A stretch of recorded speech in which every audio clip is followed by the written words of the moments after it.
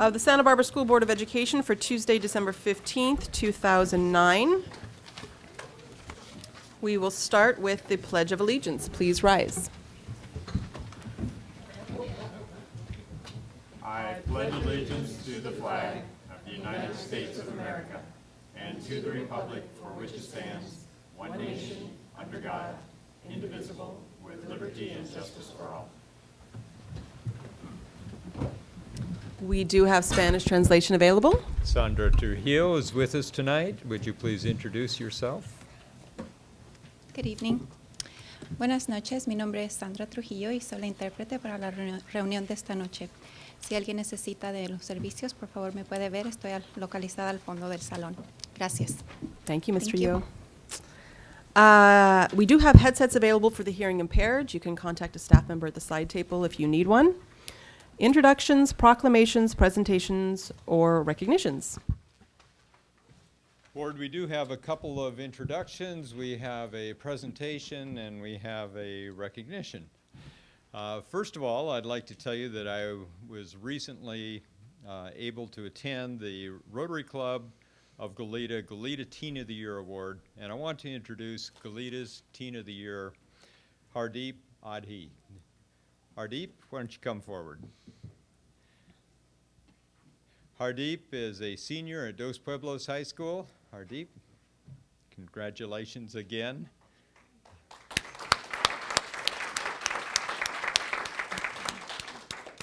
And he was recognized for his volunteer work with the Goleta Public Library, Goleta Fireworks, Sikh Gurdwara, thank you, in Ventura, Cottage Hospital. His interests and hobby include math, science, basketball, baseball, swimming, track and field, and the stock market.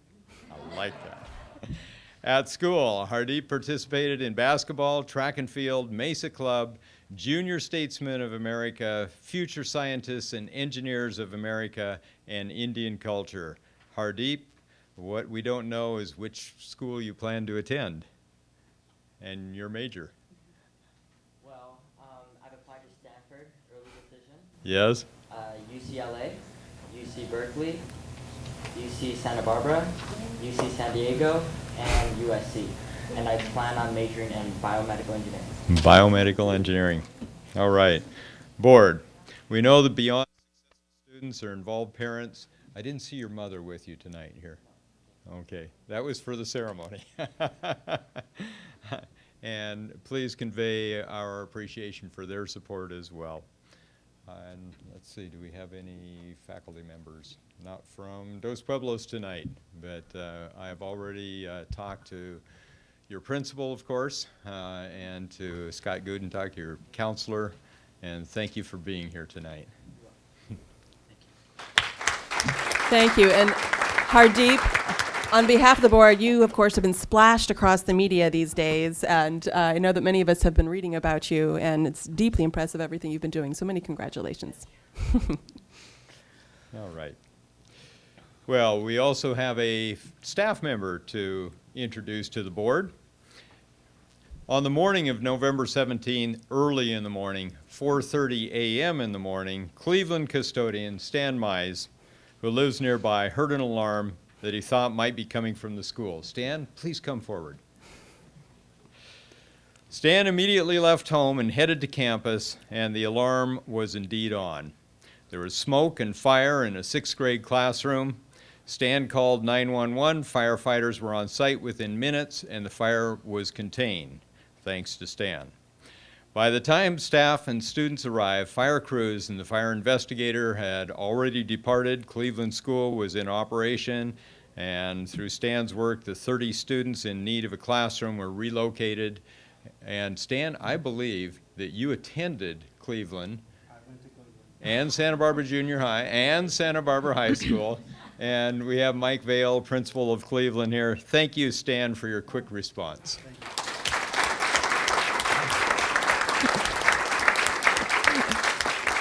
Little did he know that he was going to get dragged in front of a Board of Education meeting.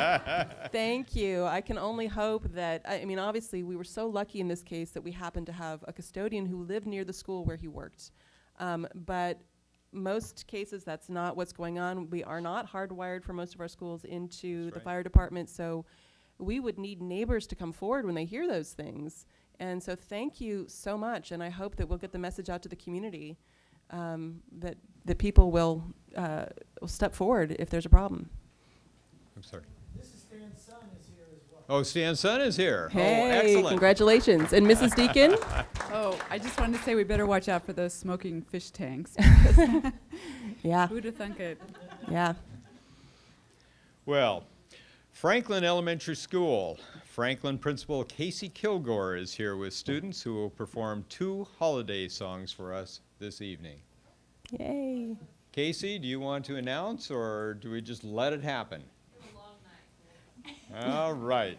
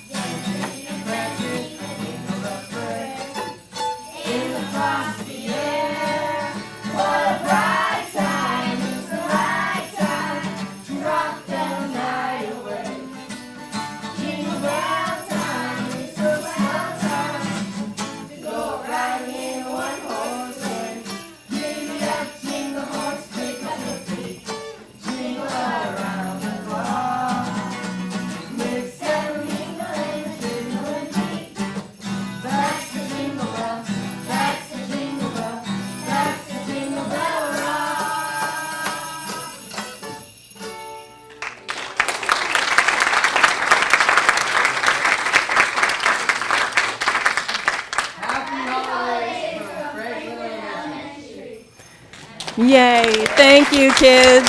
Meli Kalikimaka. And children, you will be able to watch yourself on television on Channel 18. Will it be on this Saturday, Ms. Kiani? This Saturday, 5 p.m., Channel 18. Don't miss yourselves. You were terrific. Thank you. Mrs. Cordero? I just want to say, as an alum of Franklin Elementary School, I'm very impressed. Thank you, students. All right, Eagles. Well, one final presentation. We have an outgoing board president with us tonight, Kate Parker.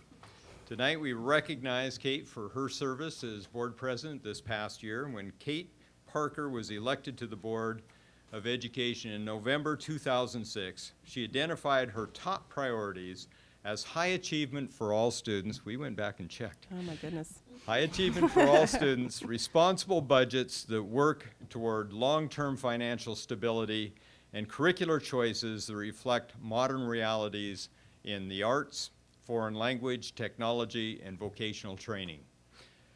Well, Kate, our district's children are all the better because you've maintained a strong commitment to those priorities. Would you please join me? I suspect you didn't realize when you were the Adams School PTA President Site Council representative, the Elementary Parent Advisory Committee representative, and all of those years of involvement, that one day would be important to your role as a member of the Board of Education. Tonight, I join your fellow board members in thanking you for your leadership as president of the board this past year, as well as service to the board's vice president in 2007-2008. As the board's vice president, I have for you a gavel, and so you can I can continue to you can play president at home. Thank you. You can take the gavel home, and you can you can keep your family in line. That's it for tonight's presentations. Thank you. Well, I'm going to continue with the superintendent's report. I'll comment briefly on the board brief. My office regularly issues a report to the board called the Board Brief. It's a collection of reports and articles on news and district matters. A copy of the board brief is on display in the reception room. The December 4 board brief included two items I would like to highlight. First, as part of the district's fiscal recovery plan, we implemented fee-based parking on Saturdays right here in the parking lot, and boy, didn't we hear about it. Unfortunately, after a trial period of 11 Saturdays, the consensus between the parking vendor and our own district Office of Business Services was that the trial had not generated anywhere near the revenue we hoped for. At this point, fee-based parking at the district office lot might only be viable during large downtown events such as Summer Solstice Parade or Fiesta. Secondly, the board saw a couple of articles that I thought were important articles on the Harlem's Children Project. The Children Project was a community-wide collaboration, is a community-wide collaboration, and boy, it is multi-agency, it's schools. There are a lot of ingredients that go into making the students in that area successful, and has been used to significantly increase student achievement and the preparation for post-secondary work in Harlem. The articles, if anyone else is interested, are entitled Study of Harlem Children's Zone Finds Achievement Gaps Closing, and Are High-Quality Schools Enough to Close the Achievement Gap? Evidence from a Social Experiment in Harlem. We have a number of upcoming events. They're still going on, and we only have a few days. So over the next couple of days, San Marcos High School's Vocal Music Holiday Concert final performance is tomorrow at San Roque Church. Santa Barbara Junior High School's Winter Band Concert is also tomorrow evening. Goleta Valley Junior High School's Beginning and Advanced Band Concert is on December 17. and all of these items are listed on our district website. We do have a student report, but before we go to the student report, I would like to comment on the retirement of Dr. Christine Robertson. I'd like to recognize her for her service. Chris Robertson, our Director of Personnel Services, will be retiring soon. This is Chris's last formal board meeting, and we appreciate her service to the district. She's partying in the back now. Woohoo! That is a big smile. Chris joined the districts in August 1999 when she accepted the principal position at La Cuesta Continuation High School. Prior to joining our districts, she served as a principal, assistant principal, and counselor in school districts on the Central Coast and in Southern California. From 2001 to 2003, she served as principal of Goleta Valley Junior High. From 2003 to 2005, Chris was the principal of Santa Barbara High School. In Santa Barbara High School's long history, she was the first female principal. Then in July 2005, Chris was appointed to the district level position of Director of Personnel, and beginning January 3, 2010, Chris will officially begin her retirement. Beginning in January, we look forward to having her assist us with personnel, staffing issues, and other related matters during this spring, but she will be formally retired. We know that the long-term plan is for Chris and her family to relocate to the Pacific Northwest, or at least up the coast to Oregon. Chris, I'm sure your former districts join me in thanking you for your 37 years of service in public education. Thank you.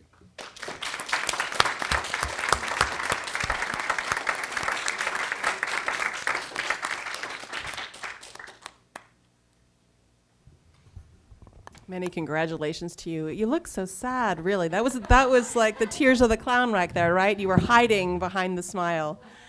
And Janet's about to drag her out the door right now. No, you can't have her yet. Thank you. Thank you so much for everything that you've done for us. Well, we do have a student report tonight. We have Amy Ranzohoff. Amy is from San Marcos High School. Hi everyone, I'm Amy Ranzohoff, the ASB board representative from San Marcos, and it's been a very busy few months at San Marcos, but I'll try to keep it as brief as possible. On Saturday, the San Marcos leadership class sponsored an hour of the Unity Shop telethon, answering the phones and taking in donations. The San Marcos leadership class pledged $10,000 that it raised from our penny drive. Every year, the San Marcos leadership class organizes and runs a penny drive that involves 10 local schools. All donations are counted by the leadership class and go directly to the Unity Shop. And the penny drive ends this Thursday. The San Marcos Kids Helping Kids sponsored a segment of the Unity Shop telethon as well and pledged $30,000 to the Unity Shop. For those of you who don't know what Kids Helping Kids is, it is a big fundraiser run entirely by the San Marcos AP Economics class. For the past few years, San Marcos students from this class have created a huge fundraiser, which brought in over $100,000 for the Unity Shop last year. This entirely student-run organization will have its big event on January 8th at the Granada Theater, and there will be silent and live auctions, and the band Five for Fighting will be performing. Last year, we began a new tradition of having a talent search between many high schools in Santa Barbara, and the winner between all the schools gets to open up for the performer at Kids Helping Kids in the Granada Theater. And this year, San Marcos, Santa Barbara High School, Bishop Diego, and Laguna Blanca all participated in a talent search, and the winner is from Laguna Blanca and is really excited to be opening for Five for Fighting at Granada Theater. And to get tickets for this event, you can visit www.granadaasb.org. Winter sports are off to a great start. Boys soccer, boys basketball, and girls basketball have all won tournaments already, and we're looking forward to the big basketball game against Santa Barbara High School on January 5th. And we have this game at the Santa Barbara City College gym because of the big turnout. And the San Marcos beautification project has been going very well. You can see the progress as you pass the Hollister and Turnpike intersection. We've had a lot of support from the community, both funding and helping to come work on our campus, and we're very thankful for that. And the San Marcos Sheltered Theater production of the play Scapino had its final showing on Sunday, and I went and saw it, and it was really great. Its cast is English learner students, special education students, at-risk students, and their student mentors. And they've been working on it since the first day of school, and they had a really big showing. The classroom was full, and it was a great production, and everyone did really well. The Santa Barbara International Film Festival starts in late January, and the annual 10-10-10 film competition is happening. This is a competition in which the student filmmakers and screenwriters have the opportunity to create a short film that will be shown on the closing night of the SB Film Festival at the Arlington. 4 of the five screenwriter finalists are San Marcos students, and they are Stephen Amsboker, Katie Elster, Dylan Douglas, and Francis Roscoe. And 3 of the 5 filmmaker finalists are San Marcos students. They're Paul Luthhauser, Travis Johnson, and Taylor Payton Fisher. On the first day of the film festival, five teams of 1 filmmaker, 1 screenwriter get together, and they're given a topic, and they only have 10 days to create a 10-minute film. And the winner then gets to be presented at the film festival. And we're very proud of our students for having such a good turnout in the finals of this competition. Like I said, it's been very busy in the past few months at San Marcos, and I'm sorry if that was a little longer than normal, but thank you for your time. It was perfect. Thank you so much for updating us.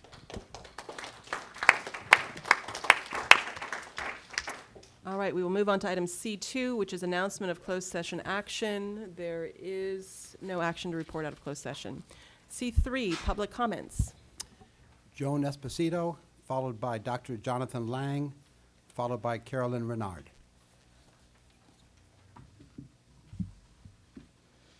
Good evening. Joan Esposito from the Dyslexia Awareness and Resource Center. I'm the founder of the Dyslexia Awareness and Resource Center. I'm also a member of the district committee to help resolve issues on the FCMAT report.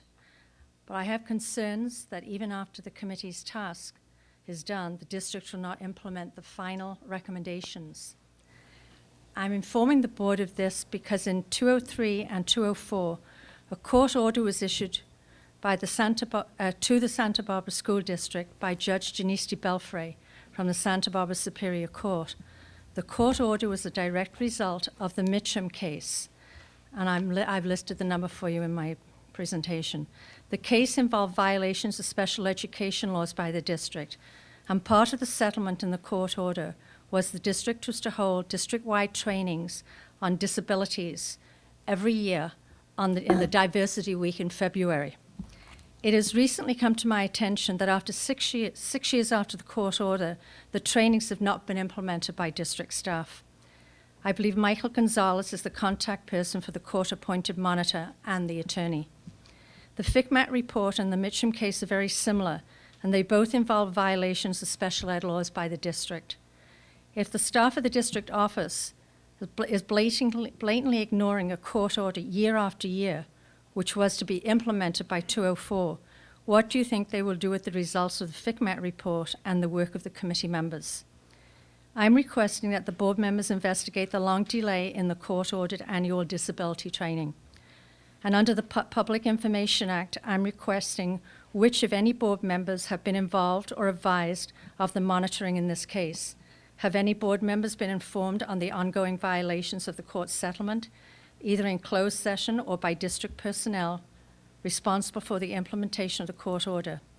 I would like to know if any board members have met with the parents' attorneys and or the monitor involved in this case in order to correct the violations of the court order by Judge Janice DeBelfray. And I look forward to hearing from you on this issue, because you're talking about violations of court orders. You're talking about children's lives. These children that were in front of you tonight are all wonderful, wonderful children, and this is what we're talking about. And I don't think this is a court order. FCMAT was not court ordered. We're not going anywhere with this report, and it will totally be ignored. It has continued to be ignored, the FCMAT report, on this to this very day. We are still having schools calling out policemen on 6 and 8-year-old children. So, my Thank time you. up. I'm going to give you a copy of the report, and thank you very much for listening. Thank you. And maybe we can have the district in a board brief outline the annual not special education, disability training.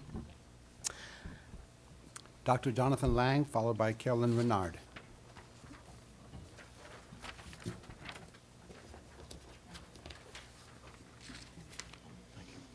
Good evening. At the last board meeting, several people spoke in support of Cesar Chavez Charter School. These people represented parents, teachers, members of the community, university scholars, and national experts.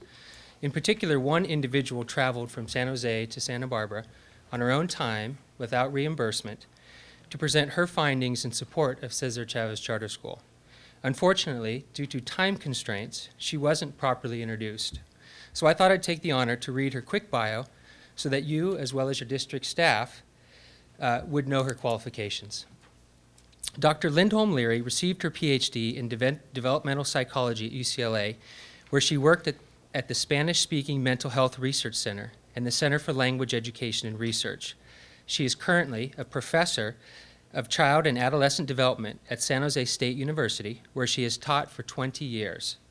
At San Jose State, Dr. Lindholm Leary received a Teacher Scholar Award, was a finalist for the President's Scholar Award, and was a San Jose State nominee for the prestigious Wang Family Excellence Award. Dr. Lindholm Leary has worked with two-way immersion and other bilingual programs for the past 25 years, and during that time has evaluated over 30 programs and helped to establish programs in over 50 school districts in 10 states. Dr. Lindholm Leary has the most comprehensive longitudinal data on bilingual students, particularly students in two-way programs in the country. She regularly consults with various state departments of education, including the California State Department of Education and also the U.S. Department of Education. She is cited multiple times as an expert on the California Department of Education website for two-way bilingual education programs. She has authored or co-authored 4 books and many chapters and journal articles on the topics of dual language education and child bilingualism, and has presented her findings at over 100 local, state, national, and international conferences. Her research was also used by the previous U.S. Secretary of Education, Richard Riley, to establish Title VII funding and program priorities for two-way immersion programs, and has been cited in the congressional record. Anecdotally, if you do a Google search on Lindholm Leary and California Department of Education, there are over 520 results. Overall, CCCS, Cesar Chavez Charter School, was honored to have her travel here on her own time and expense to share her data and speak in support of our school. And the district should also be honored to have someone of her 15 caliber seconds. want to speak on behalf of their schools. Thank you. Carolyn Renard.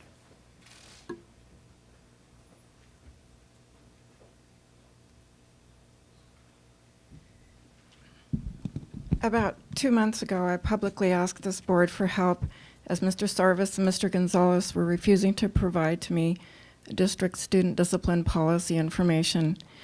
This is information to which parents and the public have not only a right, but a need to know. It's now about 2 months later and absolutely nothing has happened. The information has still not been provided. Mr. Noel wasn't at the meeting where I requested this, or probably something would have been done. As I stated to you over 2 months ago, I had requested from Mr. Sarvis and Gonzalez the criteria which school administrators are to use to determine whether the behavior of students with known or possible disabilities should be reported to the police or not. Examples of such disabilities would be ADHD, learning disabilities, or mental health problems. I wrote to these administrators requesting this information 3 times over the course of several months, and after some attempts at trickery, they simply refused to respond any longer. As I also stated to you and to Mr. Sarvis and Gonzalez, I had asked for this information on behalf of numerous parents whose children had been wrongfully referred to the police and sheriff's departments. For this board to ignore my request and to continue to aid and abet these administrators in flagrantly violating their duties to the public is the civil equivalent of an obstruction of justice. Does this board care about students or not? Parents have an absolute right to this information, as does the public. To continue to illegally criminalize disabled children while claiming they are doing it under their semi-law enforcement powers under the California Education Code, in other words, under color of law, is illegal. To purposely refuse to identify the standards they are using to do this is simply further evidence of a knowing disregard of student rights. And for this board to continue to allow and help Mr. Sarvis to thumb his nose at his obligation to families and children, and to allow him to violate students' civil rights is inexcusable, as well as being accomplices to an illegal act. Please make sure Mr. Sarvis provides me this information by 5 p.m. tomorrow. I want to give you a copy of my statements. Thank you, Ms. Renard. Thanks. Item C4, acceptance of donations. Move to accept with appreciation. Second. All those in favor? Aye. Aye. That carries unanimously. I do have one question. I couldn't quite make out who gave the $25,000 on the last, almost towards the bottom of the last page. The Vanguard Charitable Endowment Okay, Program. thank you. All right, and with that, we move on to D, which is the annual organizational meeting. And at this point, I actually get to hand over the chair to Dr. Sarvis.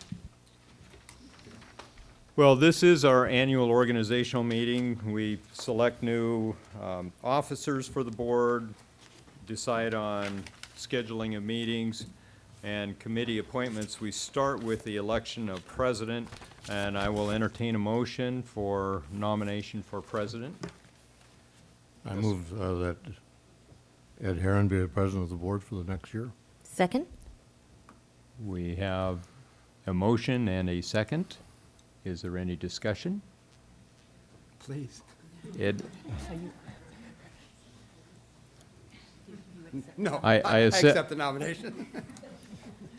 Given that there is no discussion, I will call for the vote. All in favor, please say aye. Aye. And all opposed?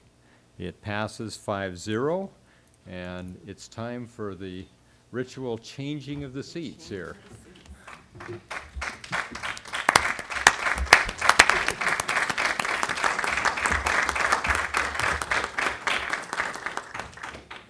Well, at this point, Mr. Herron then takes charge as president. Thank you, Dr. Sarvis. First, I just have to echo your words about Kate. I was told when I ran for the office a year ago that Kate was a Google expert and a walking dictionary on schools and school policies. And I found that to be extremely true. Trying to follow in her footsteps, I'm going to need all your help, because I don't have anywhere near that background and expertise.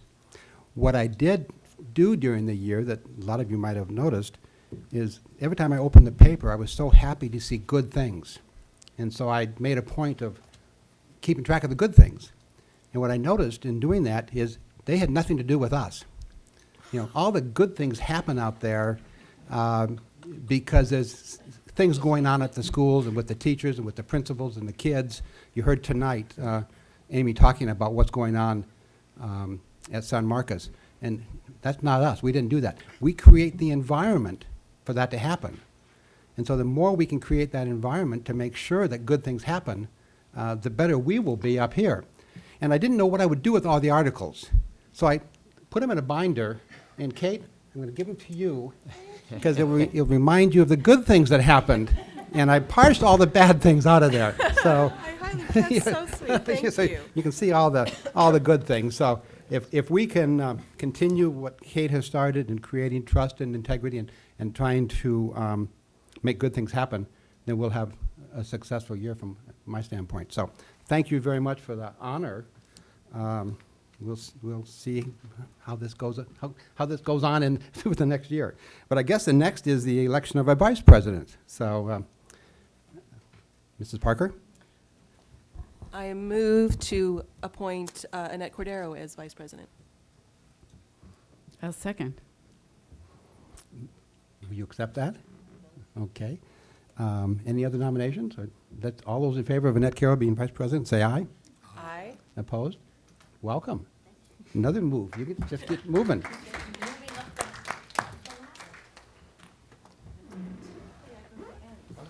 As I You can have this for a while. as I was, I started out watching how people worked up here, and then I was watching for a long time. I watched the DVD of the meetings, which you might think I'm crazy. Who would spend Saturday night doing that on a regular basis? But I did it for several meetings and several months. And what I noticed about Mrs. Cordero is she was always watching intently the speaker, whoever it was at the podium, and I could see her mind going. She's constantly, listening to the words and the meaning behind those words. And I learned so much from just watching her observe what was going on. And so it's a good lesson for people to be able to watch somebody and see their mind going at the same time. So I really appreciate everything you did to help me through this past year. And I'm sure Mrs. Deacon would say the same thing, that we both had a learning curve, and that was... Yeah, and we had some great role models, too, and I really appreciate that. Thank you very much. I think we all had excellent role models as we have come on the board at various times. We've been very fortunate that we've had wonderful people who have preceded us. So thank you for those kind comments. And I'm also very pleased that during the last year that the relationships with Dr. Noel and the board members has been wonderful. And Dr. Noel's mind is superb, Even though he just turned 80, his mind still is magnificent. And I appreciate what Dr. Noel has taught me. So it's been a good year of learning. Okay, item D2, designation of date and time of regularly scheduled meetings. Basically, we meet the second, fourth, and fifth Tuesday of each month at 7 o'clock. There's a couple times we don't meet. One is March 30th because of spring break. One is the second meeting in July because of summer break. And the second meeting in December, we don't have a meeting because of winter or holiday break. So there's a couple times we don't meet, but that's the general schedule. Do I have a motion? I have a question. Yes. Or some background information. We used to meet on Wednesdays, did we not? Yes. Yes, we did. And we changed it so that the press could be here. Yes, we did. You're a component of the press. They haven't been here in years. Well, that reporter has not been here. Yeah. But Oh, other paper representatives has. from that paper I was has. trying to avoid Yes. names. Yes. And city council meets on Tuesday night, right? Yes. I just wonder if there's any compelling reason that we should not consider changing our night. Because occasionally, some of us are interested in what's going on at city council, might even want to go. Well, although I'm not averse to the change under normal circumstances, at this point, my teaching schedule for the spring would preclude Wednesday nights for me. I put it out there. But if we Maybe- want to maybe discuss at that some point. for the next If we year. need a longer lead time, we're Right. going to change, certainly. Yeah. Thank you. Do I have a motion? Yes. You move the item D2. Approval of item D2. And seconded by Mrs. Parker. All in favor, say aye. Aye. Motion passed unanimously. Committee appointments. There's a number of committees which members are on, and I'll state the committee and ask if, and let you know, I think I know who's on the committee, but maybe I don't. The Board Committee on Measure V Bond Oversight Committee, I'm on that committee. I'm happy to continue unless somebody else wants it. Okay. Santa Barbara County School Boards Association, is that you, Mrs. Parker? That's me, yes. And I'm happy to You want to continue continue? with that one, yeah. Okay. If anybody wants to jump in and say they'd like to do it, just say so. Santa Barbara Educational Foundation, Mrs. Deacon. That's me, and they're poised to do some real exciting things, so I'd like to stay with that. Okay. City of Santa Barbara Armory Committee, I know that's Dr. Noel. I don't think we've had any reports on what, I am awaiting a meeting. okay. Have But they met this year? will you stay on that committee? And Like waiting for God. will you stay on it another year? Yes, Okay. I'll serve on that. South Coast Youth Gang Task Force Leadership Council, I know that, Mrs. Parker. Yes, and we're actually having a meeting tomorrow for the first time in a long time. So, yeah, I'm happy to continue on that one. Okay.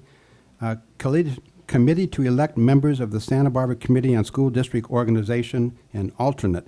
I think we have the chair of that committee sitting to my right, Mrs. Cordero. So I presume you might want to stay on as chair, right? Okay, and alternate, who is the alternate? No, in fact, I should explain that while Ms. Cordero was just elected to this position about a month ago, we didn't have an alternate. I thought I should include it on the overall list and note that she was recently elected, but we do need an alternate as well. I have no idea what the committee does, so. Well, perhaps you can explain. Well, the committee typically meets, it varies. It can be like Dr. Noel's committee, where we don't meet more than maybe once a year, or it can be a meeting where, a committee where we meet several times throughout the year, depending on what's going on in the county, because the committee hears any request for redistricting of all the school districts in the county. And in the past, there's been a couple of times where the Casmalia School District, for example, became so small that it was almost going to be, I don't even know what it was exactly called, but sort of decertified as a... Lapsed. Oh, lapsed, exactly. As a district, so it it became part of the Orchid, thank you, the Orchid School District. And we heard that. We all had a case in where there was a family that lives within our school district was petitioning to actually have their school district changed to the Cold Spring School District. The committee heard the request for that. So that's the kind of thing that happens. And some years you have several, and some years you have none. So it's just really a... Well, perhaps I can ask a question at this point. At one point, we had representatives to elect people to that committee. And this is the actual committee, is that correct? This is the actual committee, and Okay. as, I have not served on it where there was a committee to elect the members. I've simply been appointed by the board and also by the county superintendent. So I'm currently serving as chair of the actual committee. Given that, could we strike the first couple of words, committee to elect members of the, and just call it the Santa Barbara Committee on School District Reorganization? Thank you. And I would be willing to serve as alternate, Okay. unless anybody else is dying to do that. I had one question. At the last meeting, we had a volunteer step forward to be our liaison to the Governance Council at Cesar Chavez. And I'm just wondering if we might want to make that an action of the board and appoint Annette Cordero as our board member for the Governing Council of Cesar Chavez. Is that appropriate? Well, that is appropriate, although we do have 3 charter schools. Well, I haven't, maybe you know if the other 3 have that same clause in them. I don't know. I just know that one has that clause in it, so I might want to have us check the other 2. No, I think you're right. I think it is only that one. Refresh my memory, but is this not really something that the chair can do Well, it is, well, in terms of just assigning somebody? Yeah. It says in the Cesar Chavez bylaws, I think, that the board appoints somebody. And we did it by... We could do. I'm just looking at this going, it is not on the list of committee appointments, so it's not really agendized at this point. Okay. Now, refresh my memory. Was that a board selection earlier, or was that a volunteer? We asked for volunteers. Okay, okay. We'll put it on the next agenda then. Okay. Great. Okay, do I have a motion to approve all of those committee appointments? Second. Any discussion? All those in favor say aye. Aye. Motion carried unanimously. Okay. Item E, the consent calendar, consent agenda.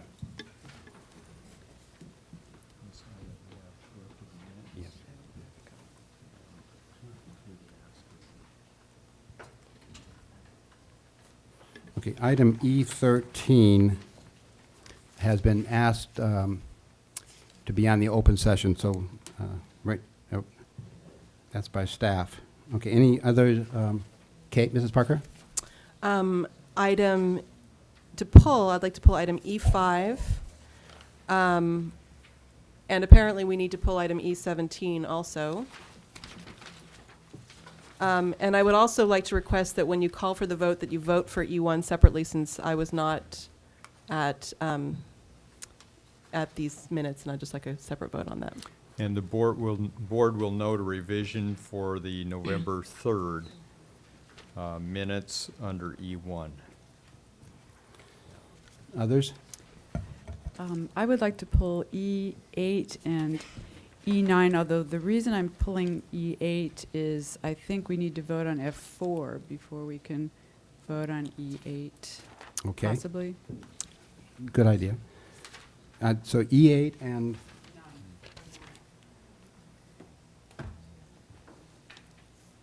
Others? 3 and 10.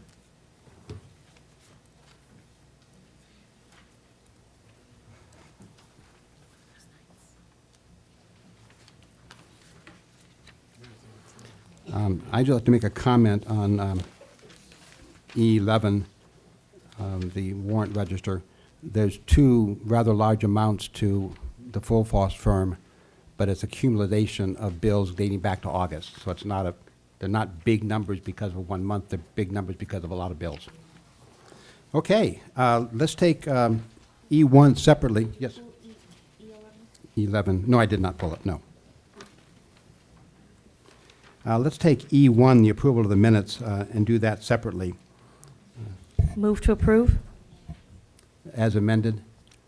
As amended, yes. Any discussion? All those in favor say aye. Aye. Aye. Opposed? Motion carried with one abstention. Yes. Okay. Do I have a Move- motion for the balance of the agenda, consent agenda, other than the ones pulled? Move to approve the remainder of the consent agenda, excluding the items pulled. Is there a second? Second. All those in favor say aye. Aye. Opposed? Motion carried. Okay. Let's go to item F, action items, 7:55, and we're 4 minutes early. Okay. F1, adoption of the 2010-2011 budget development calendar. Mr. Smith. Eric Smith, our deputy superintendent, will make this presentation. Thank you, Dr. Sarvis. Annually, we present a budget development calendar to be adopted by the board. The budget calendar proposes, it calls out the significant milestones for the development of the proposed budget, as well as reiterating the milestones relative to the monitoring of the current year budget. This year, we've taken the liberty to embed the process and timeline for budget reductions that was approved earlier by the board in the budget development calendar. And this really signifies kind of the jumping off point for the development of the 10-11 fiscal year budget. So we're asking for your approval at this time.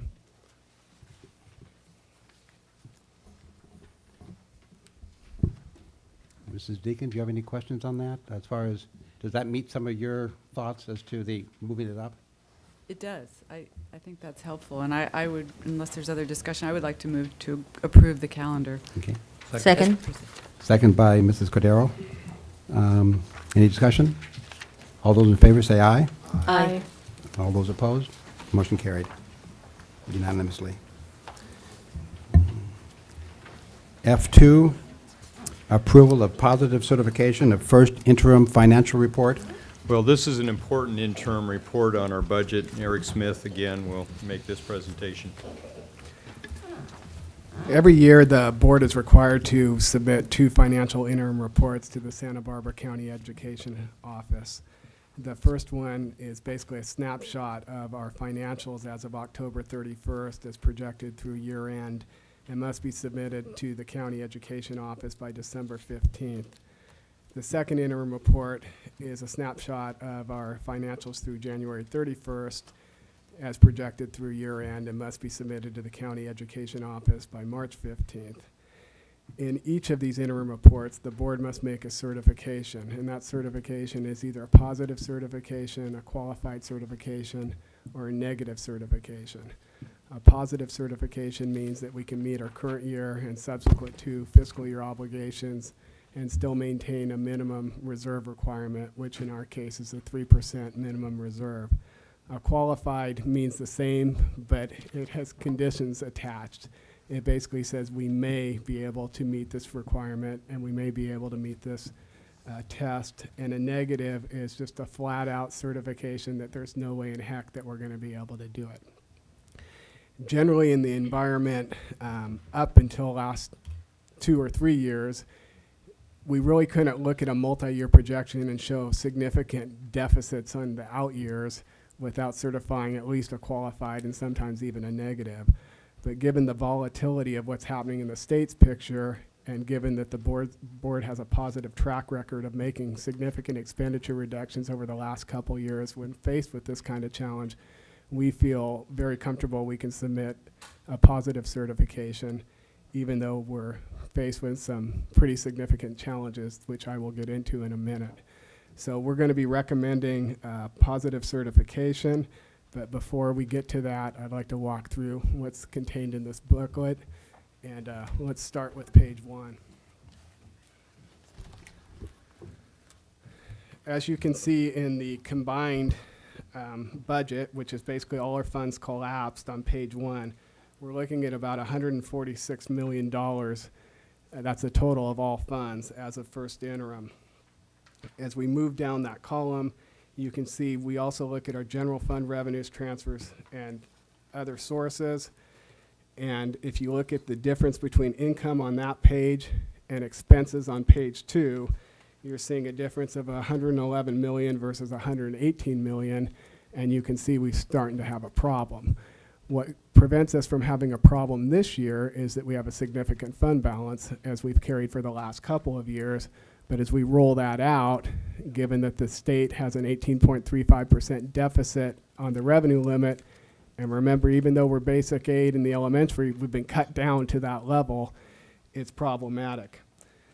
What I'd like to do is move over to page 5, which really gives you a description of the variances between the adopted budget and what you see in the first interim relative to major object groupings.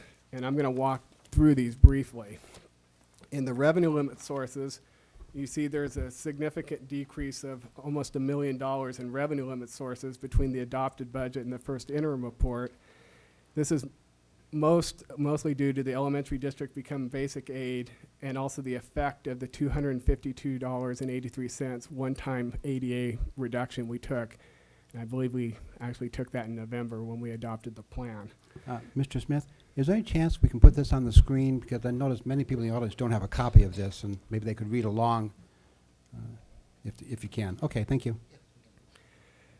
Probably the most significant variance we have in all of this is in the next major object grouping, which is federal revenues, and we're seeing a decrease of the $4,334,000 between the adopted and first interim, and what that symbolizes is the loss of the ARA fiscal stabilization funds, which we use to offset cuts to basically retain employees. If we didn't have those, the cuts would have been worse. Other state revenue, we see a favorable variance or an increase of $149,123. Basically, that was something we discovered after the budget was adopted, that we were going to be able to use our K-3 class size reduction revenue estimate from 07-08 as a baseline to fund our 9-10 K-3 CSR revenue. In other local revenue, we see a favorable variance of $1,942,000 due mostly to donations in the adopted budget as opposed to, or the first interim as opposed to the adopted budget.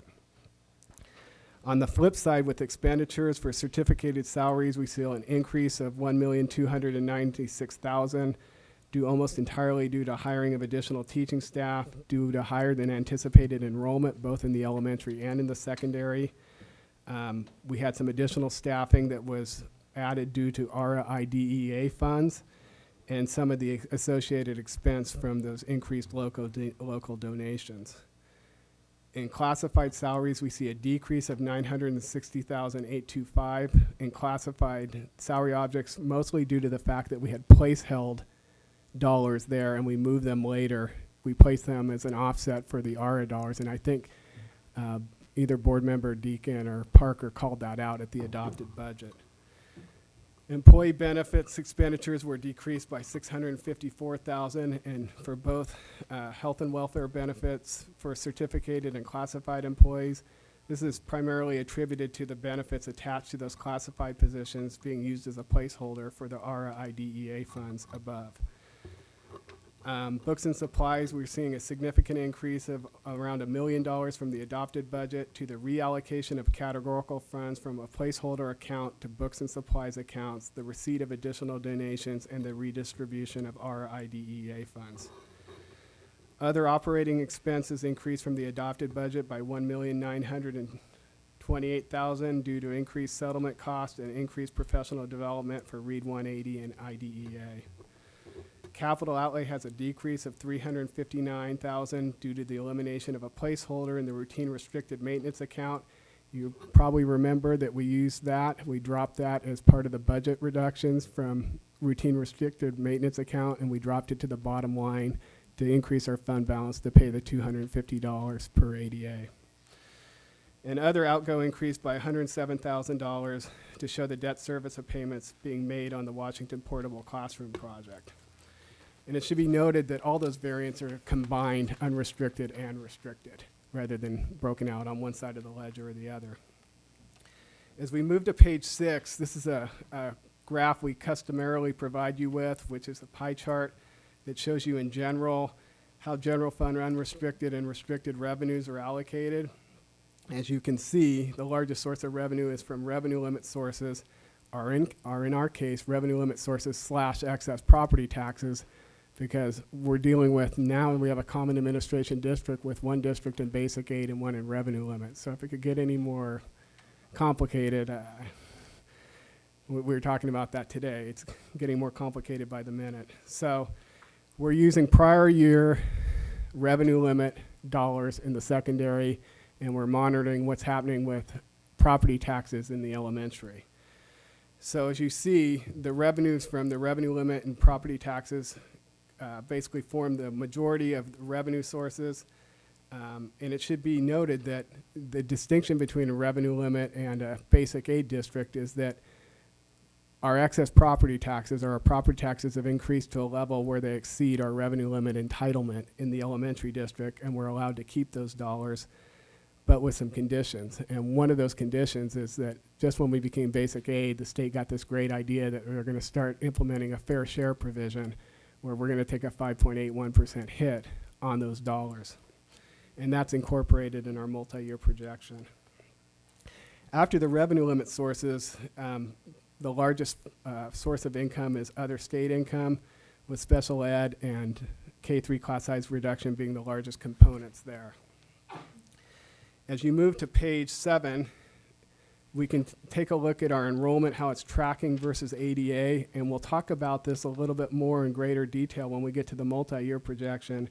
But this year we saw an anomaly relative to what happened in our elementary enrollment and the fact that our secondary enrollment seemed to decline less than it had historically over the last 4 or 5 years.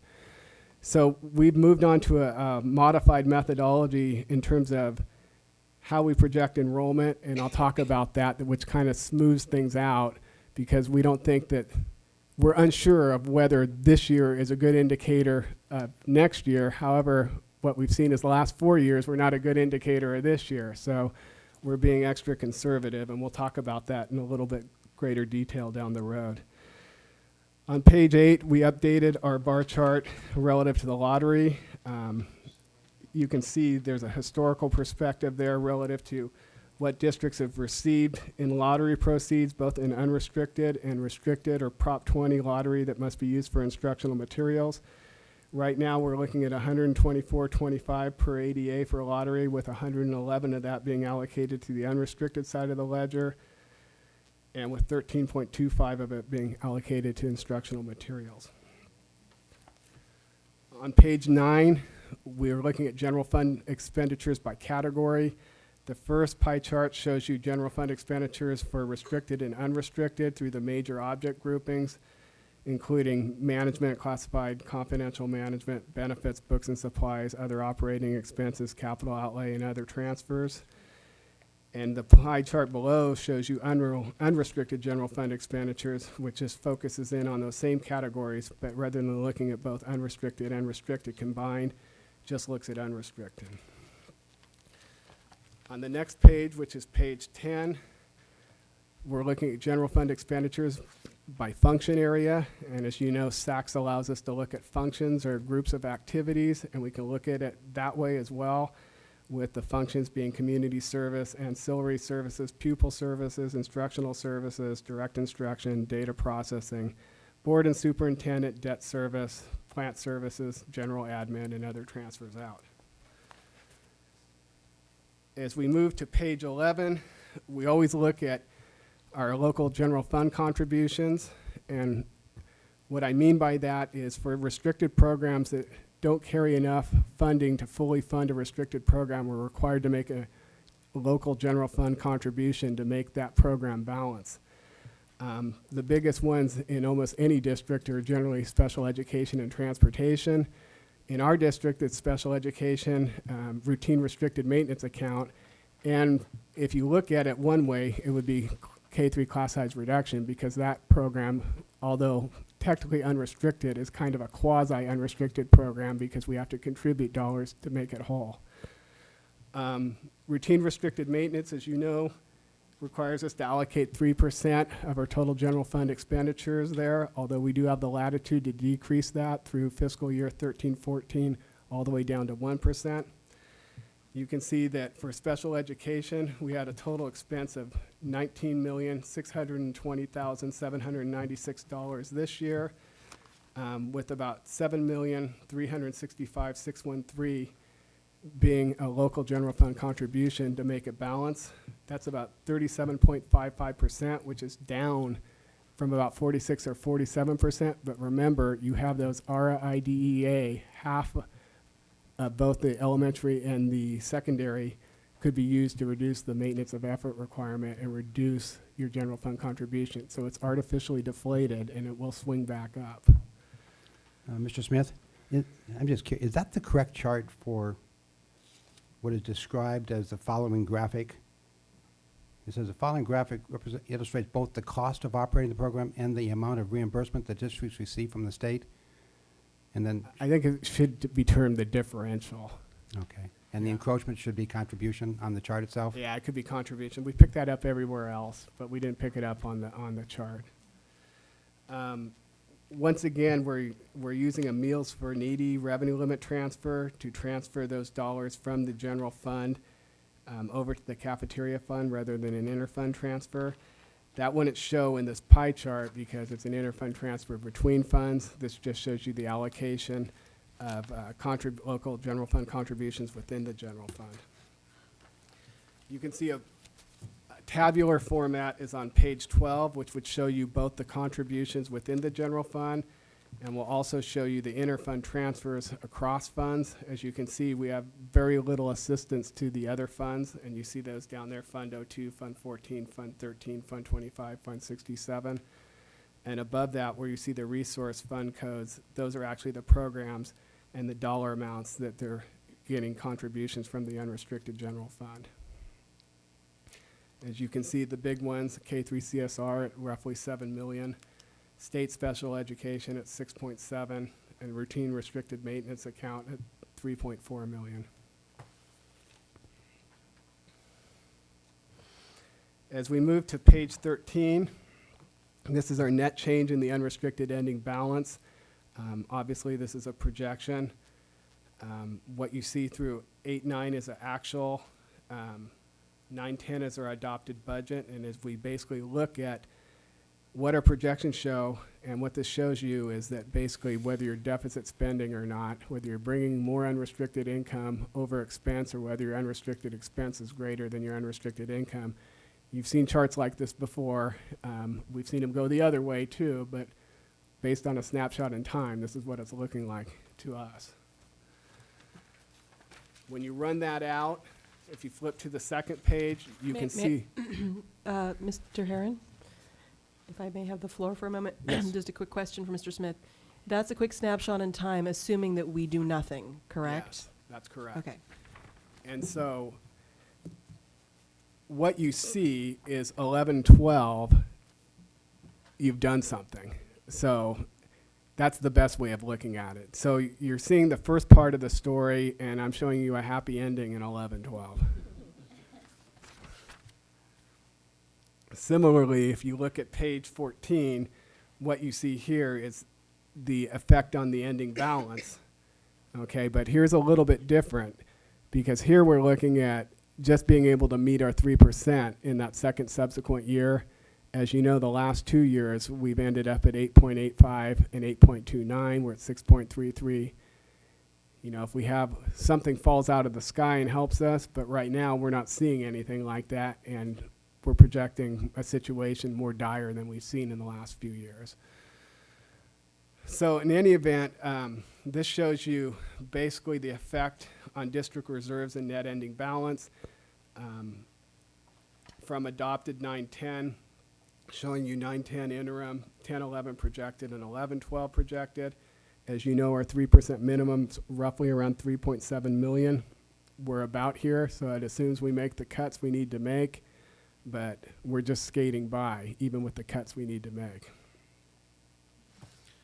I think the thing that's probably the most significant thing, which I haven't said yet, is the cuts we need to make.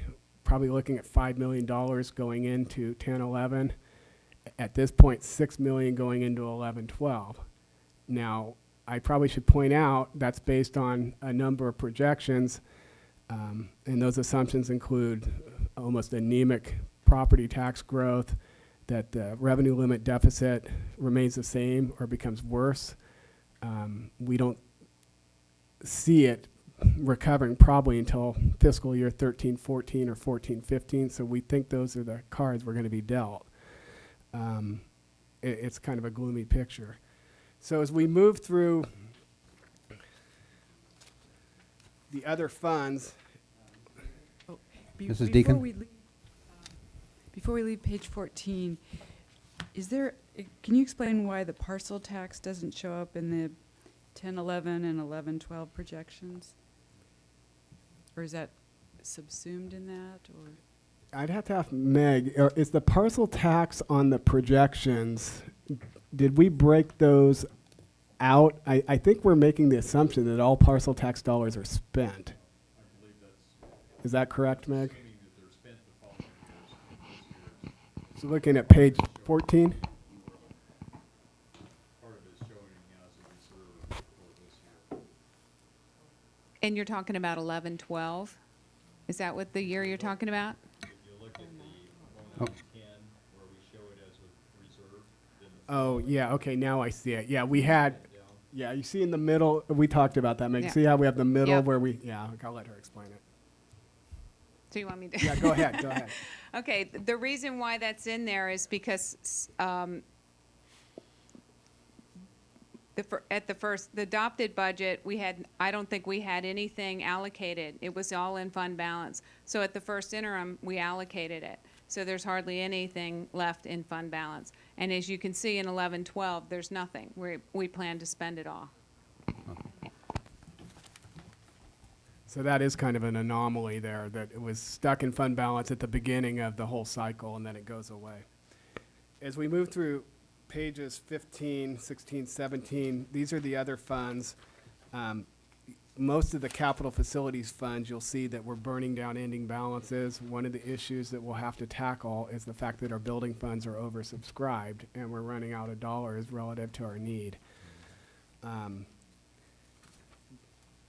The other funds, such as Child Development Fund, has been making significant reductions to bring their expenditures in alignment with revenues, and so is the Cafeteria Fund. One thing I should note is that with the Cafeteria Fund, as we become basic aid, they will lose the Meals for Needy add-on. So I know they're concerned about that. We're going to have a future discussion about how we deal with that. But it's an issue looming. So as we move over to page 26, Meg's going to talk a little bit about the multi-year, but I want to talk a little bit about the enrollment projections.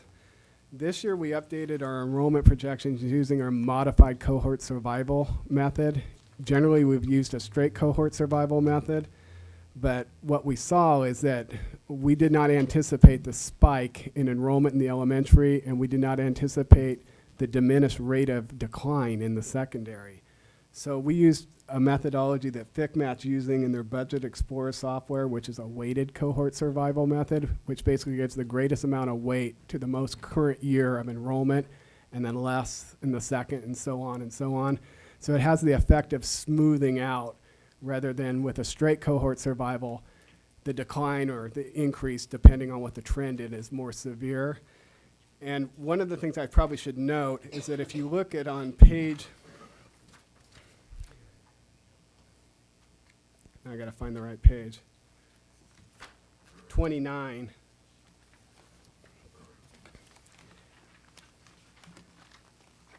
you can see that the elementary is projected pretty much to be stagnant in the future. And you can also see, if you look at historically what has happened in the secondary, that basically we've been losing from 250 to 300, and we only lost about 150. So we expect that that rate's gonna continue. So we're in this difficult place because we're on the cusp. The elementary is not decreasing at the rate we thought. The secondary slowed down and decreased. Property tax values are anemic. Are you familiar with the term, the ancient nautical term, the doldrums, where you're caught on the equator with those countervailing winds and you can't get out for weeks? Well, we might be here for years. I hate to break it to you. So we just need to keep monitoring the variables. Maybe AV growth will come in better over the next couple of years. But right now, we're in a tough spot because we're in that cusp.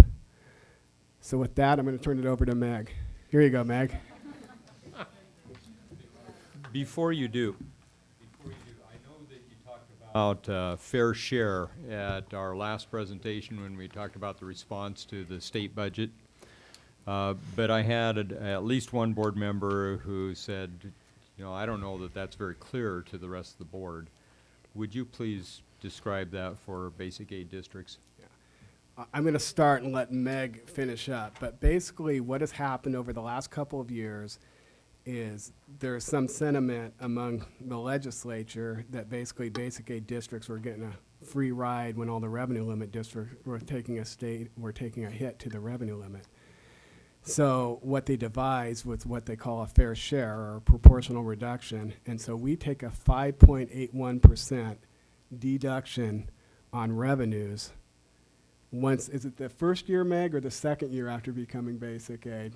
You take it the first year you become basic aid. So if we're declared basic aid this year, it'll be 10-11 that we take the hit. And we projected that out. Here's what we're unclear on. We projected it on the unrestricted side of the ledger. We're hearing from some sources, and we can't seem to get, nobody seems to really know the answer, that this might be applied against Tier 1 and Tier 2 categoricals, which you think, okay, well, that's better, but special ed is in Tier 1, so it's like a cat chasing its tail because you're just going to have to backfill the amount they lost with unrestricted general fund, right, through a local general fund contribution.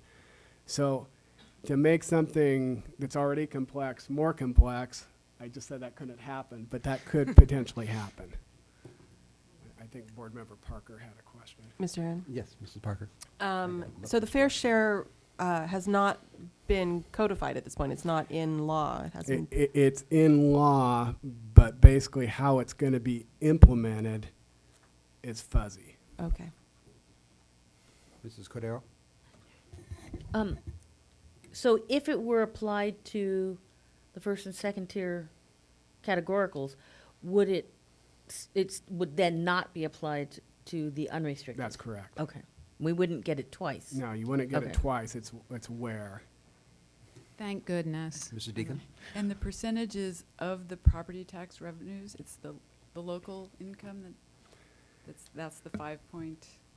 Oh, why don't you tell them how the calculation is done? This is great. No, it's not just the excess property taxes. Here, listen to this. No, as Eric said, this gets really complicated when you have a revenue limit district and a basic aid district. And the Wednesday before Thanksgiving, I had to call Eric in because my brain was exploding on how to get this on this multi-year projection, because you can't combine things. You have several places where you can put information, and then that's it. So you have to work it through. So I'm going to walk it through with you right now. Meg, before you do that, will you Okay. explain the 5.81, how it's applied? I will. That's Okay. what I was going to do. Okay, so Do- let's start up here. What page is this? We're on 133. The unrestricted side of the multi-year projections. Okay, Can so you zoom that in? that's Ms. what I Hay? took. Young, can you move it in a little bit? We can't even see it in print in front of us. Yeah, now it just needs to be focused. There you go. yeah. There we go. There we go. Gosh, I could see that without my glasses. Okay, in column C, this number right here is our combined ADA that we're projecting for 10-11. The base revenue limit, the dollar amount is a combined, it's a blended base revenue limit dollar amount. Underneath of it, 13.5 is our projected ADA, which equals $93 million. Then there's some other add-ons here that mostly Meals for Needy and things like that. So that equals a total of $94 million. Right below that is your deficit factor, which then is about 18%, which lowers our revenue limit source to $77 million. Now this is where it gets complicated, because we have one district that gets the 18%, and we get the other district, the elementary, that doesn't get the 18%. So a good way of looking at that is that if we were both basic aid, that 77,349 would be the revenue limit entitlement, but it's not, because we're half in, half out. Exactly. So this is where we had to come up with a number that equals the excess plus a little other add-ons that are on the revenue limit. When I do my revenue limit calculation, of course it has the property taxes in it. Right up here is what we're entitled to, but we have more property taxes than we do revenue limit. So how do we do that? So we had to back into that number. And we did check our sources and confirm with the person that thought this is the only way we could do it, because it's such a complicated issue. So then we follow it through all the way down, and so our ending revenue limit sources on the unrestricted side are 75, or all of our revenue is on the unrestricted side is 75 million. Can you take it up a little bit? We're on expenses. Another item I want to point out on the multi-year projection is this number right here, 4.738 million. And that is when we did 9-10 and we had the the stimulus dollars, SFSF funds, we took the certificated salaries and moved them over to the restricted side to prevent loss of jobs. And then, since it's in this number, we had to add that back in so that the salaries would come up to what's going to happen in 10-11. That was a one-year relief. So that had to be added back in. Here's the $5 million that we have to cut, plus the natural 326,000 of natural loss of FTE due to ADA loss. So that brings us to $43 million in certificated salaries, and we follow it. So that's basically what the big changes are on the unrestricted side. On 10, 11, or 11, 12, the same sort of thing happens. Can you go back up? On this side, same thing. Our base revenue limit dollars go up. Our ADA is going down. Follow it through. We have 18% deficit. We're supposed to get 78 million. Now we have 2.9 because the high school, the high school is in basic aid now at this point. We get down to, one thing I forgot to tell you is that in 10-11, there is a decrease in this number, because as Eric said, we didn't know how they were going to take that 5.8. So this has the elementary 5.8 out of it, and that comes to about $1.5 million. And then over here, you can see that we not only have $1.6 million at this point from elementary, but we have 2 million, or close to 2 million in the high school. So that's where our fair share of basic aid. So we're not getting hit by the 18%, but we are getting hit in this area, which we think this was our best projection, is taking it from the unrestricted side. But we are getting hit with the 5.81% of basic aid fair share reduction. So a good way of looking at that is when we say 6 million in 11-12, if the fair share is implemented differently, then that number would be less, correct? Because it would be allocated against the categoricals. So I think I want to make it clear that if you can go to the 7.9, no, over back one, go back to 10-11, down to the 7.9. So you can see that's income there, and that's what the fair share hit just on the elementary. And then if you move laterally, that's the fair share hit on both districts. But Meg, could you explain the negative 3.423 across all years? Go up 3 rows. Right here? Right. Can you move, well, let me see what the. It's revenue limit Oh, transfers. okay. Those are the revenue limit transfers, which is what we take out of, since they're special, for example, it's been a long night. We have special education aid, students that we count as revenue limit, but that needs to be transferred out and given to certain, to the SELPA funding model, or gives to special education. Then we have continuation high school, and community day, I believe, is also in there. Yeah, so basically, those are revenue limit transfers to restricted programs, so they come out of our net unrestricted revenue limit sources. Exactly. Nicely said. Okay, so as so to make our 3% reserve on the unrestricted side, we need a 5.3 million hit here and a 6.3 million in 10-11. Okay, next one, please. This, on the restricted side, I just want to point out one thing, that all the ARA funds, no, that's, go one more page. We're on the restricted side, that's it. Basically, we had to take out all of the ARA funds out of here because they're no longer in either year. Whether we'd get some or not, we don't know yet, but I don't see anything in the pipeline. I don't think there's anything in there. Here is the related 4.7 million that we took. That money was the stimulus money that was in this number in certificated salaries. We had to pull it out because that moved to the unrestricted side. Okay? So if we could go to the very last page of everything. Not of everything, but no.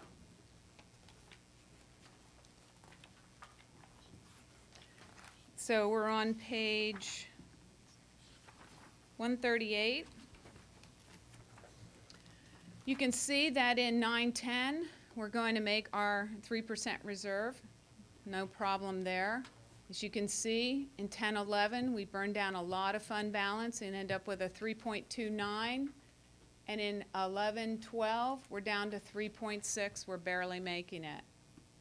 So go up. There we go. So down at the bottom, it says yes, yes, yes, which means this is what the county wants to see, that we that we made it for 3 years. So, any questions? And that's presuming we cut 5 million and 6 million. Yeah, and I think that's probably prudent to show that we have a plug in those numbers in the subsidiary. I mean, not that we're picking on, you know, certificated versus classified, but I think to make the projection work, we have a $5 million plug in the 1000s on page 133. I could see up here. That's where it was in the certificated objects, right? Yes. Where the $5 million Yes. are. And the reason why we had to put it in there, we could have put it in classified too, it wouldn't have made it. We need it to be an ongoing cut. And that's the only way you can see it, if we do it in the certificated or the classified. So it's not like we're targeting that area, it's a plug. It's a function of the software. Yeah. It only allows it to roll forward in certain objects. And so otherwise, it looks like a one-time reduction rather than an ongoing reduction.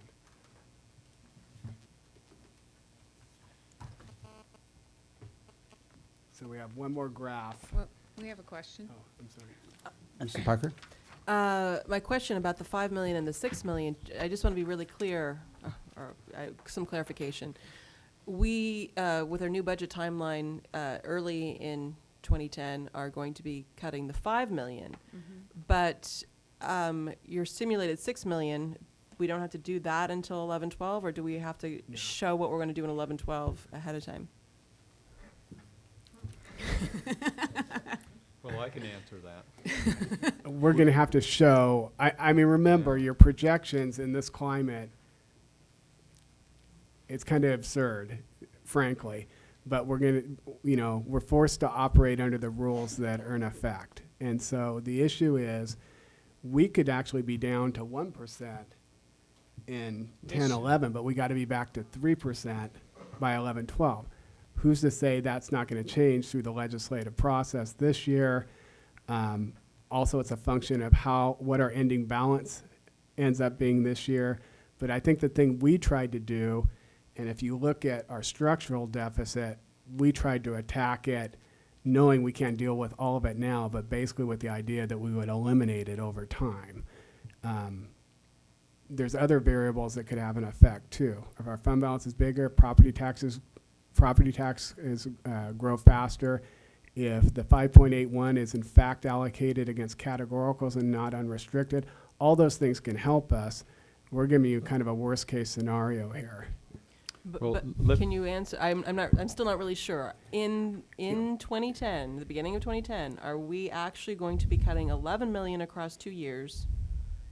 Even though obviously things could change once we go into. The projection is that we would cut 5 million going into 10-11 and 6 million going into 11-12. So we would wait a year. We wouldn't need You want to do it all at once, but the problem is we have to show it in our projection to make things balance.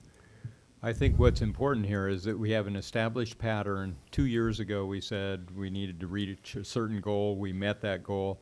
Last year in April, we said we needed to cut a certain amount. We did cut that certain amount. In June, we said we needed to cut a further amount. We did make that cut. If we make these cuts and go to 5 million, a year from now, the projections will have all changed. I mean, all these variables will have changed slightly, and we'll know what that actual $6 million looks like, but we already have the confidence of the county education office that we will set those goals, we will make those cuts. I think the flip side of that is, I mean, we'll do everything in our power to continue to increase fund balance. I mean, you could say on one hand, well, Eric, you know, you've ended up at 8% the last 2 years. But then again, we had 3.4 million taken from us right after the budget was adopted. And if we were at the minimum, we'd be under right now. Our reserve's 3.7. What is 3.4 against 3.7? You'd be here with $300,000. Did you get your question answered? Yes. Mrs. Cordero? Well, I wanted to, I was unclear about that answer. so- what I came away with, and let's see if this reflects, is that at the beginning of 2010, we will be making $5 million in cuts, and again, it will have a simulated $6 million sitting in as a placeholder, and then we will tack that the following year. Which is a dynamic number that could change. Yeah, it's now called a plug, not a placeholder. Yeah. Okay, I think we're in agreement. Yeah. One thing that I forgot to mention, though, we did do a 2% increase in property taxes in 10-11 and a 3% in 11-12. And what is it this year? 2.2. Well, last year was 0.74 in the elementary and 2.27 in the high school. Yeah. I don't know if this is the appropriate time, but the entire basic aid was predicated on 2% on the elementary and a decrease of students of 181. Neither one of those two factors came true. Do we- We've accounted for that in our projections going forward. One thing that helped us is that, well, it's not good for the charters, but they cut the charter funding. So we didn't, I know that's not good, but it helped us because we only fund up to what they're entitled to. So we got some money back on that because we don't have to pay them as much money in our in lieu of property taxes. I can't resist this because I described this to Dr. Noel. If you think about our revenue limit entitlement as a big bucket, there's 3 little buckets for those charters. And basically, when we get to a point, we have to do an in lieu of property tax transfer. If their buckets are truncated, then there comes a time we no longer have to give them any more of our property taxes. So it has the effect of not diverting those property taxes to them and gets us to our excess property taxes in the elementary grade or faster. And that bucket is about $5.8 million. Between those 3 little buckets? Yeah. Do your projections take into account inter-district or inter-district transfers in the secondary level? No, and the reason they don't is similar to how we've taken a more conservative approach in the elementary with the enrollment projections. We did not see the effect of, we did not see a significant, if any, decrease due to inter-districts being rescinded in the elementary, so we did not project that in the secondary. Thank you. Any other questions? Let's go forward. So we're asking for a positive certification. Eric, do you want to talk about this? Oh, yeah, there was just one other graph. We did add this. I thought this was significant because this shows you just from the adopted budget in 07-08 through first interim in 9-10, the loss in unrestricted revenue. And you can see it's greater than $6 million just in unrestricted revenue. And we're not talking about fund balance. We're talking about ongoing operating revenue. And if you think about that, we made ongoing cuts about $8 million. So $6 million in revenue, probably a couple million in expense due to increased it fits the reasonableness test. And what we did is we capped the tier 3 programs over there to kind of give you an idea of where we've diverted 30% of the tier 3 over to that side. So we just thought it was an interesting bar chart to look at. Any further questions of Mr. Smith? Mrs. Parker? No, but I'll move to approve the positive certification of the first interim financial report. Second. Any further discussion? All in favor say aye. Aye. Opposed? Motion carried unanimously. Thank you. Thank you. I mean, that's... But I shudder to think what 5 and 6 million means, really. Yeah. It's, And let me just note that by our adopted calendar, or budget calendar, we will make those cuts in February. So that's coming right up.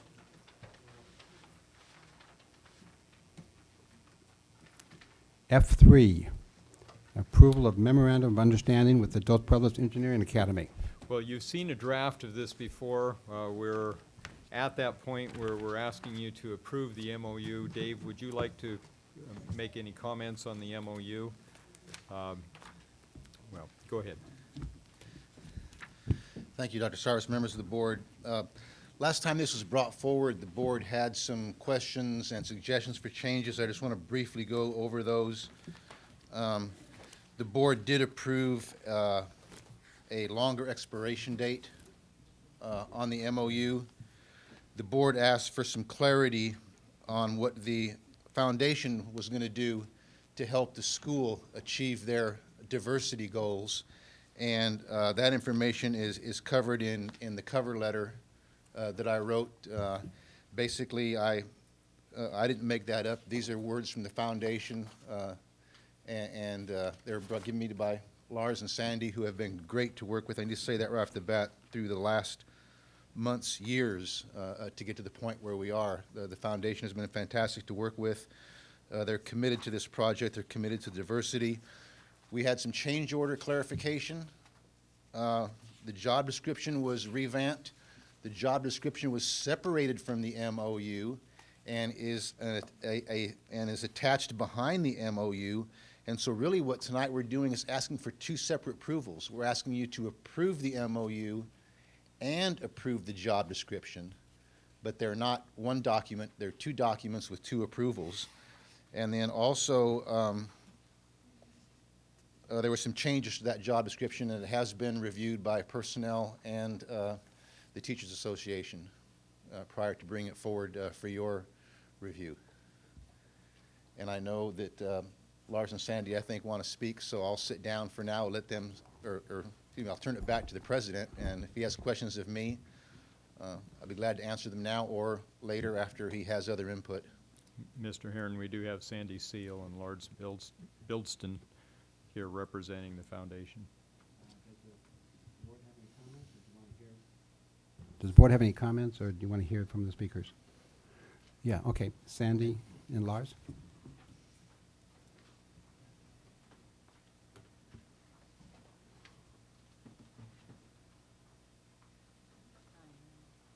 I want to offer an affirmation that it has been a long 2 years getting to this point, but it has been a really nice process.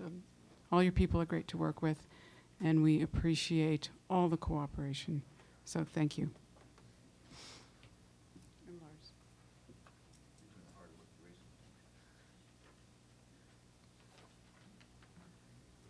Just wanted to say a few words to amplify a little bit on what we sent to Dave with respect to the diversity question. So first off, I was here on September 29th last time, spoke with everyone regarding the MOU, and I also mentioned at the time that we had a grant application that was out. I'm happy to report we received the grant. That was from the Lounsbury Foundation. We received that in November, and that grant is mentioned in there, and I just wanted to briefly explain what we're doing with that grant. It is a 2-year grant that was awarded in November '09 from the Lounsbury Foundation in Washington, D.C. for basically outreach work that we will be doing in the Santa Barbara School District 7th and 8th grade AVID classes. So this grant is providing resources for us to put math and science tutors in all 10 AVID classes, provide resources for materials, field trips, and also enable people to come in on Fridays to speak with the students in all of those AVID classes. We had a stakeholders meeting November 5th that was attended by myself, Amir Abou-Shair, Sandy was there, Peggy Lubchenko, who's helping us with coordination, representatives from UCSB, Jose Marquez, who's a La Colina teacher, Elise Simmons, who's been extremely helpful, and I'll briefly mention that in a minute, who's the district AVID coordinator, and Lido Garcia was there. That was allow us to get everybody initially at the table to figure out how to proceed. We sent a survey out to all of the Santa Barbara School District junior high AVID teachers, asking them what they needed in terms of science and math, and gave a list and asked them to rank order. Made it very clear that tutors and Friday speakers is what they wanted, in addition to materials and field trips. So we went directly to that. Now for the third week, we've had 8 Engineering Academy seniors working 2 hours a week in 5 of these AVID classes in the 7th and 8th grade. They were trained by Elise Simmons very rapidly. All of those 8 received training. So this is working quite well with the district. We weren't able to get students into all of those AVID classes on such short notice, so we're working now at UCSB to identify tutors to go into those classrooms at the remaining AVID classes that have yet to receive a tutor. And we aim to get those tutors out January 25th, the second week of the new semester. That gives us three weeks at UCSB to identify tutors. We'll be using Engineering Academy alums, of which there are 30 at UCSB.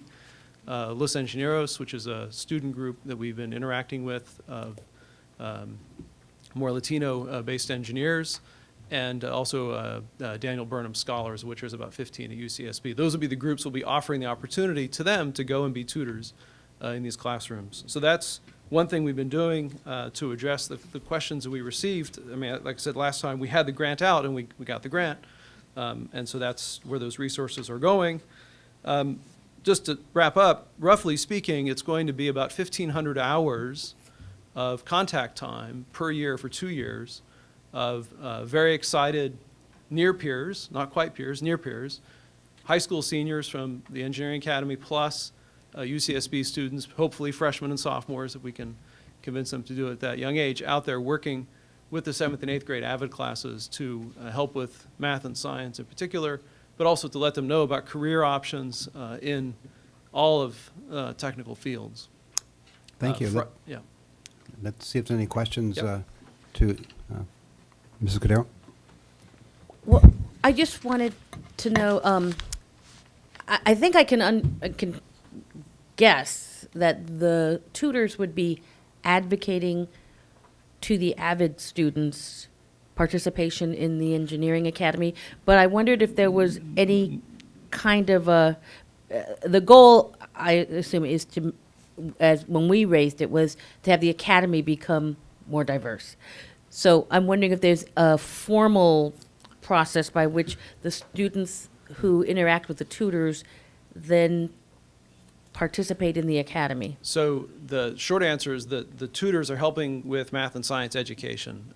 There is no direct line, shall we say, between them receiving that and admission or not to the Engineering Academy. It's very clear that the students who are in those AVID classes are the group that we want to reach in the expanded phase. And so anything we can do now to start getting math and science education up in all of those, which is roughly 150 7th graders, 150 8th graders, is going to help with both recruitment into the Engineering Academy, but it's going to help the whole district. Mr. Deacon? Thank you.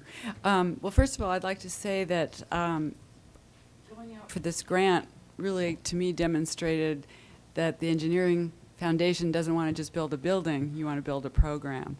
And I believe this was a grant in the neighborhood of $40,000 or something along those lines. Is No, that it was right? nearly 100,000. Oh, it was nearly 100,000, even better. Because as we just heard, we may be having to cut all kinds of things. And so to go out to philanthropic communities like what you've done is really terrific. I also gave some thought to the diversity piece of this afterwards, and it really came back to me that it's the district's responsibility to ensure diversity in the Engineering Academy, but I appreciate the efforts that you're making to cultivate students that will flow into the academy, hopefully. And just in terms of the MOU, I appreciate the collaborative working partnership that is laid out in the language of the MOU, because it really includes the foundation, the Engineering Foundation, quite a bit in the oversight process.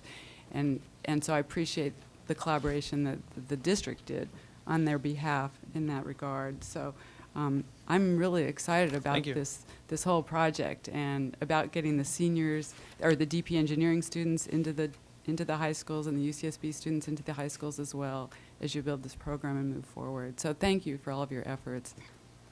Are there any further public comments? Okay. Any discussion on the job description? Dr. Noel? Yes, I'm not on the job description. I'm still back on Okay. the diversity question. Can you show me, or maybe I've missed it, but where'd you go? I don't see anything in here about admission policies.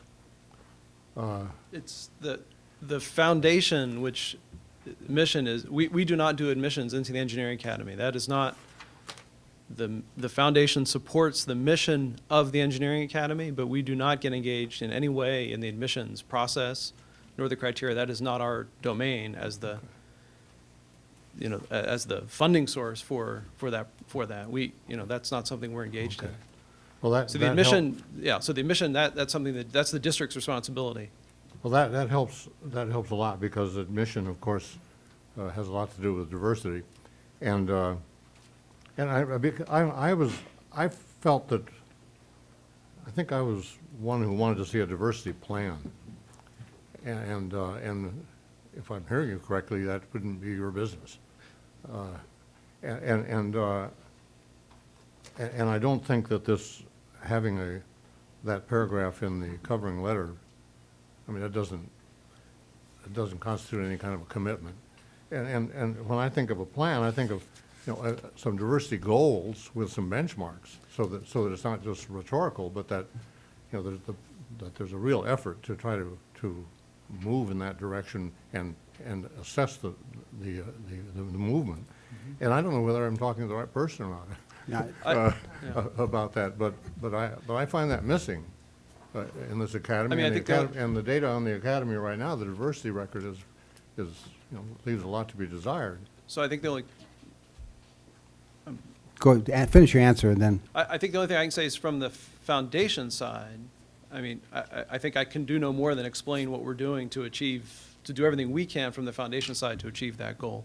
It is absolutely the case that the academy's expansion is aimed at that goal, and that was in the original proposal for the expansion. But I'm not, that's a district issue. I'm not really here to speak to that. But all I can say is the foundation's very committed to it. The academy's function is very committed to it.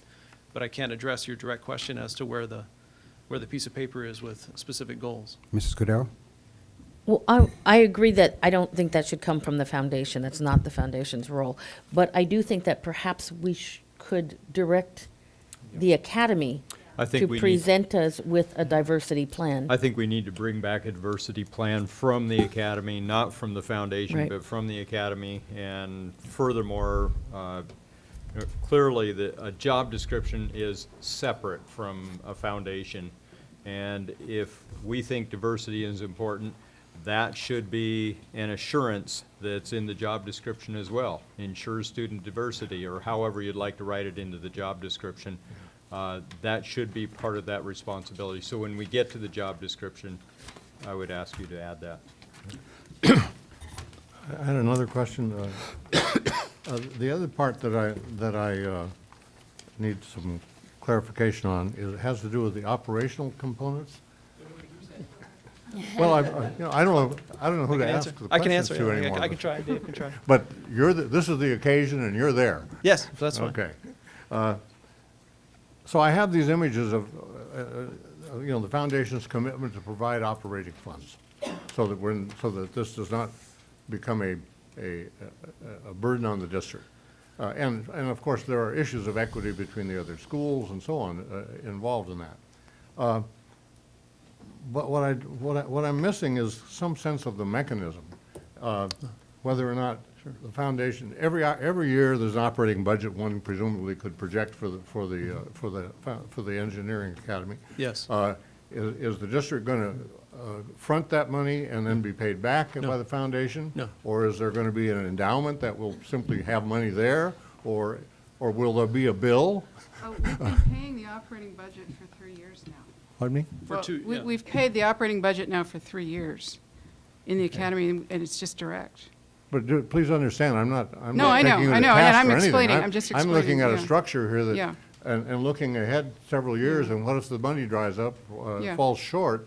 Will the district then have to pick up Yeah, yeah. the operating expenses of an institution? And then that raises the equity questions. Well, what do you do if you're giving you folks Yeah. $100,000 a year to keep, Sure. to make up your deficit? We're going to give everybody else $100,000 a year, all the other academies? Yeah. That's a concern I have. Happy to answer. So as the foundation has 3 goals, roughly: the capital campaign, which is to raise the $3 million for the building, a campaign that's always ongoing to raise the operating money. Just so you understand, the operating money predominantly comes from local companies who are corporate sponsors for the academy. This year, we've raised about an additional $40,000 a year in new corporate sponsors. Already. In the last 3 months. So We it's the sent- corporate, so the way we do that, right now, it's not an endowment that's paying out. It's rather local companies wanting to get engaged, and putting resources into the academy. And our hope and intent is that those companies maintain that interest. So we spend a lot of time interacting with companies who also provide internships for students as well as mentors who come in and help.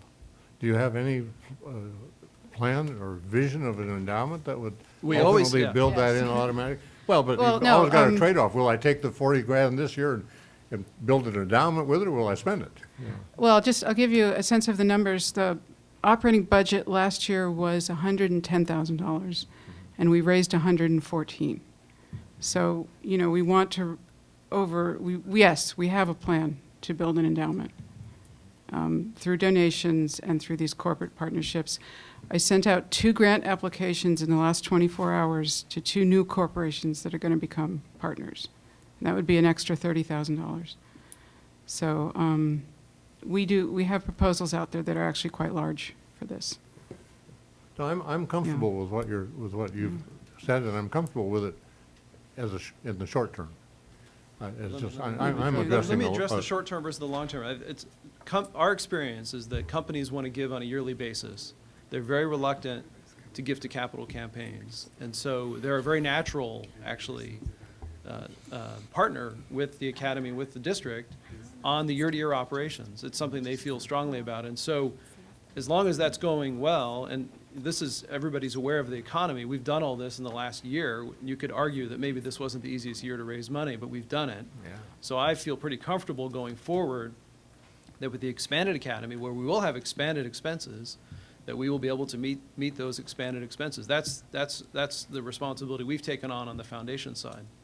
Absolutely. So that's about the only answer I can give you. We have a multi-year business plan that shows the expanded academy as the population ramps up, what will happen to the expenses and what will happen to the operating budget. You know, if you would like to see it, that would be very helpful. we can give it to you. I Yeah. don't make my vote contingent on it, but I think that Yeah. would be No, I mean, we've something very planned good all to this augment out. this whole package. When we have to present to a new partner, they want to see it. You know, they want to know that we have planned for this growth.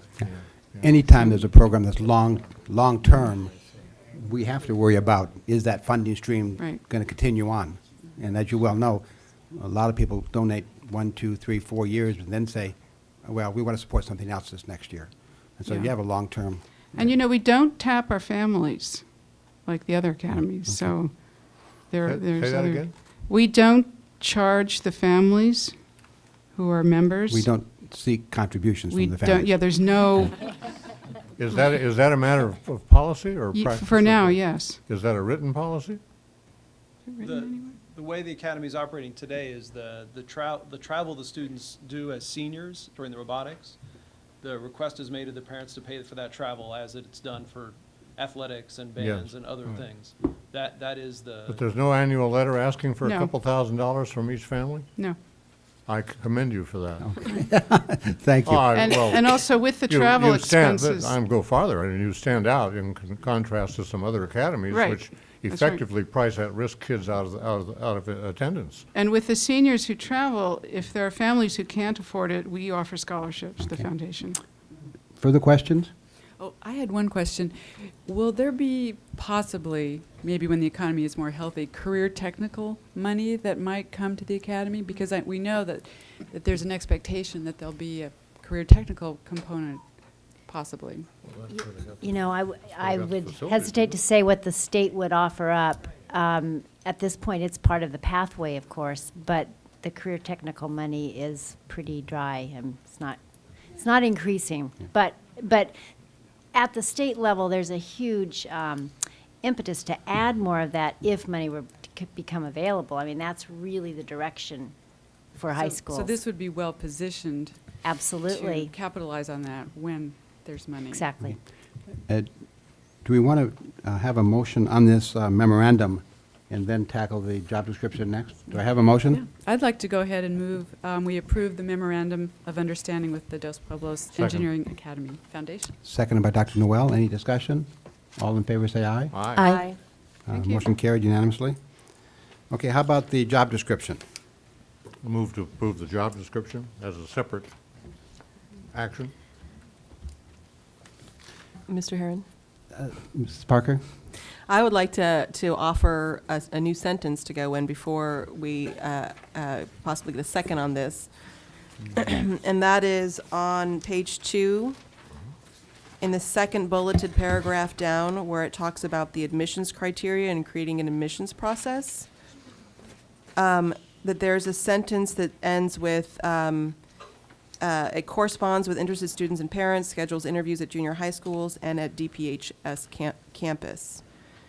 I would suggest a new sentence inserted at that point between campus and interviews that says, creates and implements a student diversity admissions plan to ensure representative student participation. Good going, Kate. As the maker of the motion, I heartily accept the. Okay, we have a motion. Is this, But I want to see if anybody else wants to offer anything else on that. I did. Mrs. Cordero? Well, I'm not sure. I'm not sure if we're saying the same thing and just in different places. I was targeting that particular bullet as well. I guess mine was. I wanted to say at the beginning where it says, in collaboration with Dos Pueblos High School counselors, develops admissions criteria and creates an admissions process. I wanted to add to that ensures diverse participation.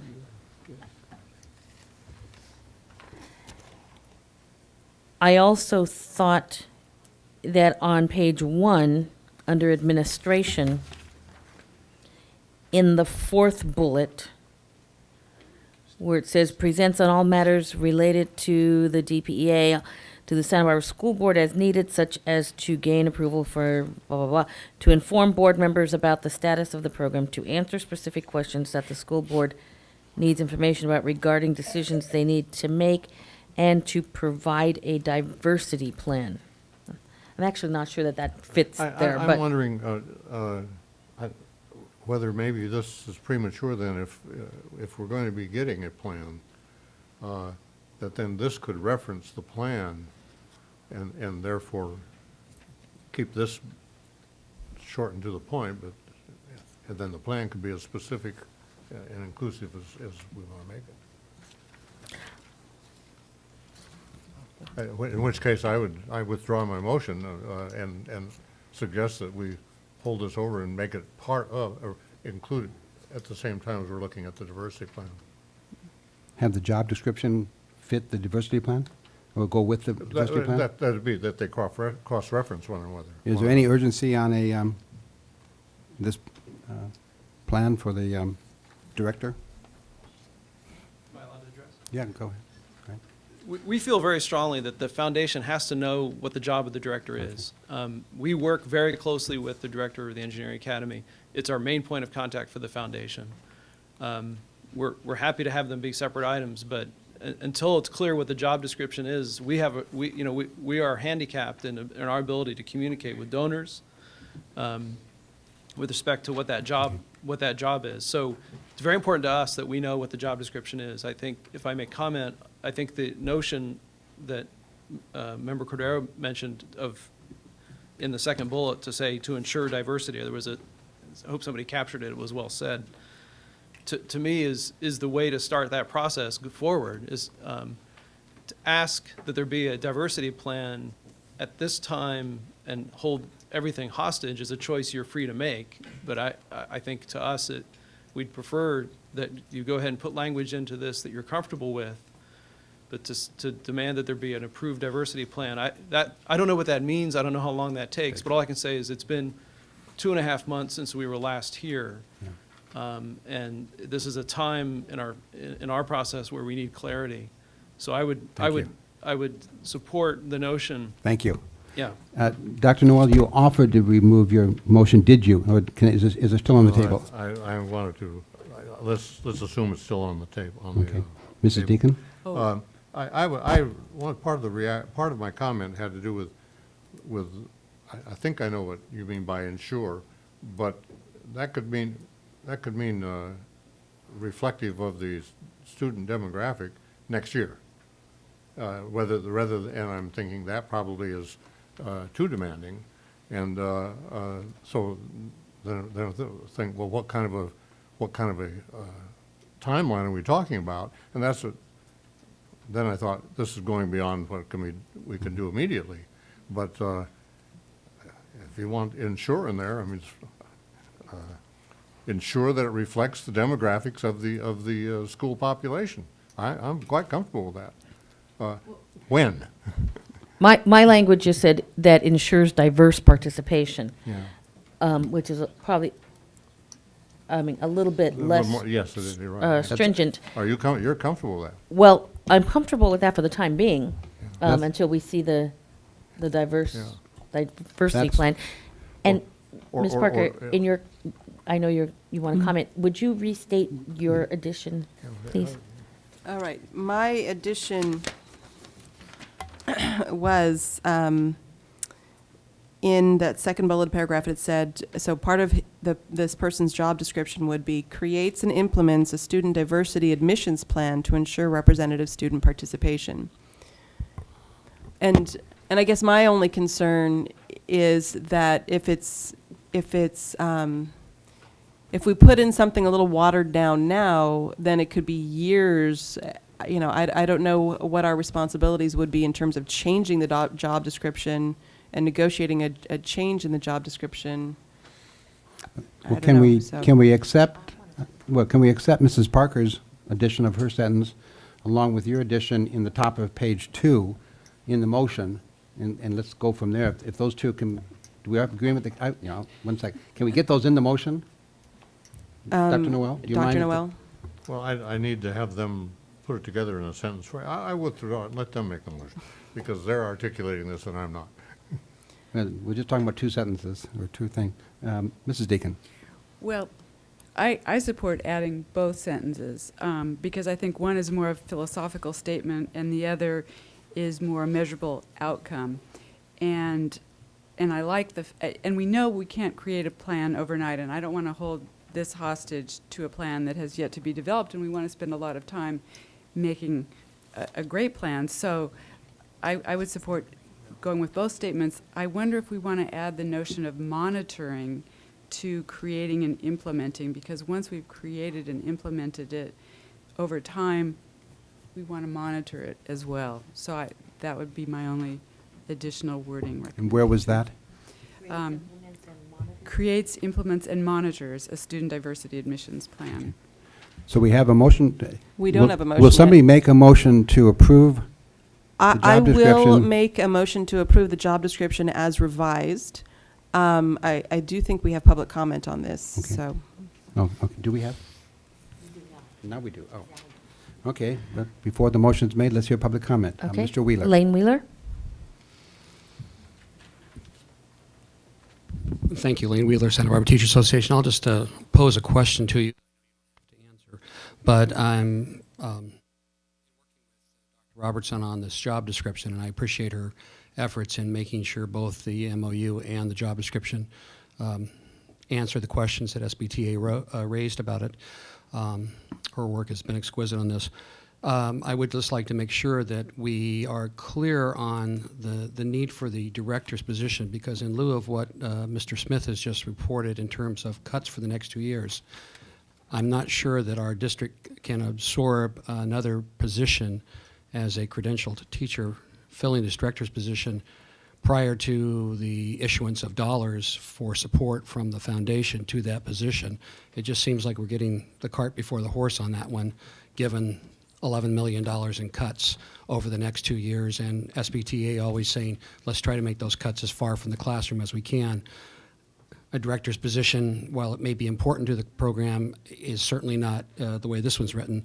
There's not a lot of in-class time directed to it. So I'll just ask a question. What's the time frame for this? Was my understanding that time frame for the director's position would image the foundation's support of the academy, and its development would match those two time frames would match. I was under the assumption that this would be several years off before it would be implemented, but it sounds to me it's much more imminent than that. So a question to you. I hope you can come up with an answer. Thank you. Mrs. Deacon? That there's some release time for this, but the individual is also functioning as a teacher. But there is a cost to two What I'm not clear about, and maybe Dr. Robertson knows the answer, is currently, I don't know if there's one release period or two. My understanding is, I mean, the staffing, the teaching part, of course, is, I mean, that's our regular staffing part of the school. And I don't know, Chris or Dr. Robertson, do you know? For the engineering academy, does the current director have a release period, or is that?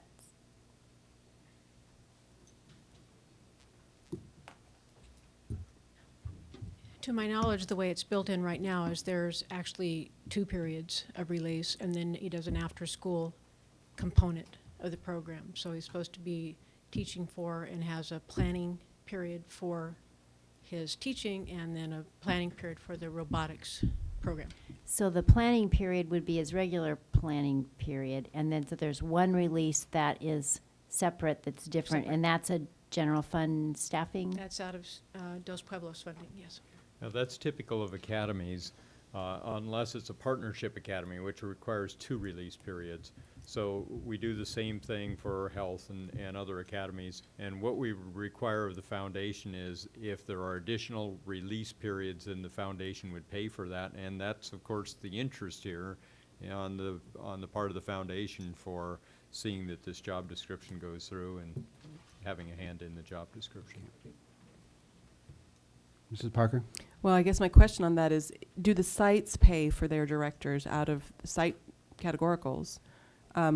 Or is it hitting the general fund? Because when you add up the directors across the sites, then I could see that that might be something that we would want to take a look at in the budget. I don't know if we know that. I use the title director is not generally what we refer to them, but the Matt Academy is partially funded by the district for 2 periods, and the rest is funded out of the foundation. The Vada Academy is has a smaller foundation. Generally, it's mostly funded out of the state apportionment and district funds because they combine some of their classes with the regular program. I don't know about the San Marcos Academy, the Health Academy. I don't have that answer. And I guess that if we did look at it as a budgeting issue, it would be one where we'd say the site needed to pay for it instead of the general fund. And in most cases, the categorical funding that the sites have would not be appropriately spent in that way. Except for their SIP funds. Yes, and that's a tier 3 and very limited now. Very limited. Dr. Noel? I had some wording that might capture the themes here that are going around. I think the phrase was to create and monitor. And rather than calling it a diversity plan, a plan to achieve diversity commensurate with the student population. That's very nice. And where did you put that? Kate, where did you have that? So it was creates, implements, and monitors a plan to achieve diversity Right. in admissions to ensure Commensurate with yeah, commensurate with the student population. Dr. Noel, could you read your whole statement again, please? Well, I didn't have the first few words, but it's sort of like, it goes in up here where develops admission criteria and creates, didn't you say creates, monitors? And creates, implements, and monitors. Monitors, creates, implements and monitors, creates, implements and monitors a plan to achieve diversity commensurate with the student population. So that it doesn't say next year, but it, yeah. I'd be uncomfortable if we put a time, Yeah, point certain time on Okay. that, but. So did you make that motion with that Now- addition? Yes, I will now make that Okay. as a motion. Is there a second to that motion? I'll second it. Any other discussion? So, but this includes the language from Mrs. Cordero from the first page. No, it does not. Okay, Mrs. Cordero, help us with I'm that. sorry, the first page was simply stating that very same thing, so I don't. Yeah, you don't so think it I needs to don't be? think it needs to be in there All right. any And it longer. doesn't include your sentence. That's fine. Okay. It improves my sentence. But can I ask you, does it include my statement, my comment, that ensures diverse participation? I believe that it sounded like Dr. Noel was putting it up in front, up right by the beginning of that bullet where you had that, but actually Mrs. Parker's was down right before interviews all applicants. So I think we kind of combined those somehow. Right, we can just put it at the beginning, that's fine. I'd be happy to read what I picked up. Thank you, Doctor. Yes, please. In that bullet, it is, in collaboration with Dos Pueblos High School counselors, develops admissions criteria and creates an admissions process and inserted at that point that ensures diverse student participation. Then the rest of that continues until we get down to schedules, interviews, at DPHS campus, and inserts at that point a sentence, creates, implements, and monitors a plan to achieve diversity commensurate with the student population. Then the rest of that paragraph would continue. That's exactly what I was thinking. Well, that's what I heard. And that's the motion? Yes. All those in favor say aye. Aye. Opposed? Motion carried unanimously. That was too quick. Mr. President, Mr. President, Dr. Noel. I would like to make a comment related to that agenda item, but just a comment. And my comment is that I think we should require the same of all directors of all academies. Okay. Thank you. And I would hope that that would be on an agenda. Let's see I where will we mention are. that later tonight. Thank you. Okay. F4, approval of a consultant to work with Cesar Chavez Charter School to improve academic achievement and program effectiveness. Dr. Robinson. At our last board meeting, we had a board resolution that included a consultant to work with the school on instructional effectiveness, and we're asking your approval for that consultant. Chris, do you have anything to add to that? Yes, I'd just like to say that the district proposes that we hire Pat Morales, who is the retired Peabody Charter School principal, to serve as a consultant for the district. And our plan is to basically have her work with Cesar Chavez students and staff to improve student achievement, especially with the English language learner population. Her assignment would be to positively impact the academic success of all students in collaboration with the teachers, families, the governance of Cesar Chavez, and Santa Barbara School District, through evaluation of the student achievement, teacher effectiveness, and instructional program and materials. It does not include the evaluation of a dual language immersion program. That is not a part of what we'll be asking her to do or to reconstitute the charter.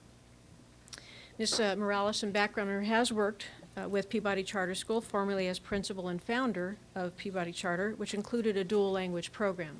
She's also worked with the district as an interim principal of Washington Elementary, designed the Homeschool Santa Barbara program, and a consultant to principals at the Community Academy, Franklin, Harding, and Adams. It is recommended that the Board of Education approve the employment of Pat Morales to serve as a consultant to work with the Cesar Chavez School to improve academic achievement and program effectiveness. Mrs. Cordero? The question becomes, how does the funding for this come about? I know that in our resolution, we requested that Cesar Chavez Charter School be responsible for providing the funding, but I also know that they have very limited funds at this time. What is the situation there in terms of how capable they are of being able to support this cost at this time? Prior to what I basically heard today, it was my understanding that they were going to be able to afford this. I have not heard whether anything has changed at this point in time, whether they can still do this or not. Yeah. We have public comment, so maybe take the public comment. Okay. That might answer some of the questions. Okay. Michael Masiosi, followed by Lane Wheeler. Mr. Masiosi? Thank you. Good evening. Overall, we are happy to report to our community that Cesar Estrada Chavez Charter School is staying open and the school is thriving. We appreciate the incredible support we have received from the district and from the community, and we look forward to working with the district on the short-term, immediate needs of assisting our English language learners and our longer-term charter restructuring. We aim to be nothing less than a flagship model of two-way immersion in Santa Barbara. Regarding the board resolution and the district consultant, we believe that the spirit of the resolution was to address student achievement by providing instructional support to our teachers. We expect the district consultant to be the vehicle for this support. To be forthright and sincere, I wish to represent some of our teachers' concerns regarding the budget for the consultant. In the big picture, this is probably a small issue, but for many individuals it is significant. Last night, the Governance Council approved a budget that included an effective 5.7% across-the-board pay cut. They did what they felt was necessary in light of the state budget cuts and the unbudgeted costs of outside consultants. Still, after taking a 5.7% cut, we are even more acutely aware of how precious each dollar is for improving our students' achievement. We would like the board to make a thoughtful choice about how consultant money is spent. Many of us were surprised that the initial breakdown that the consultant sent us of her costs includes money from which our students would derive no direct benefit, such as travel costs and health benefits. This money could provide our students with additional services. It is unclear to us why the consultant would require travel costs when it was our understanding that the consultant would be a local resident and be readily available for both immediate concerns and for future collaboration. Additionally, the cost of benefits is outside the standard industry definition of consultancy, a model in which an expert temporarily earns a higher rate precisely because they do not receive benefits. If the board accepts this price breakdown without discussion, it seems as though the district would be hiring an employee and asking the school to pay for this employee. Why aren't we negotiating directly with the consultant and paying the consultant ourselves? We all understand how important it is to get assistance quickly. Dr. Sarvis pointed this out during the last board meeting when he said, the district consultant is so important that if they still run into financial difficulties, I believe the district should work in partnership with them. And I don't know how much of your money I'm offering up here, but I believe this is that important. On a side note, 30 seconds. Thank you. On a side note, I believe the line item E8 mentions a $1,000 per diem rate, and I believe it would be possible to change that to $125 per hour with a maximum of $1,000 per day, so that if the consultant were to come for less than a full day, that would allow us to recoup some costs that could be spent wisely elsewhere. So that's it. Thank you. Thank you, Mr. Masiosi. Mr. Wheeler?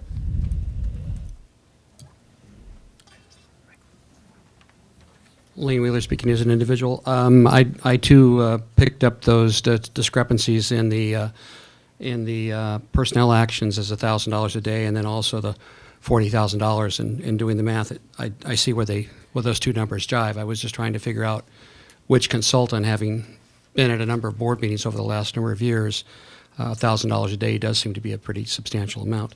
I think Mrs. Morales does bring a certain level of expertise that might garner such a wage, but I like the previous speaker's concept of not to exceed. So I'll leave my comments at that and ask that you take E8 off of my requests, please. Thank you. Any further public comments?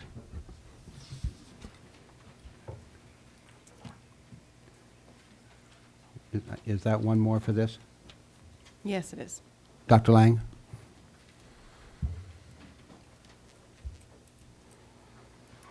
I just wanted to add an additional note, as you asked earlier, if there were any changes to the budget recently. So, as Michael mentioned last night, the Governance Council approved a budget with a across-the-board pay cut, which was obviously very hard to do, but in light of the budget cut, something we had to do. In addition, this morning we had learned that we also did not receive the class size reduction funding, which is $170,000. So that was another deep blow.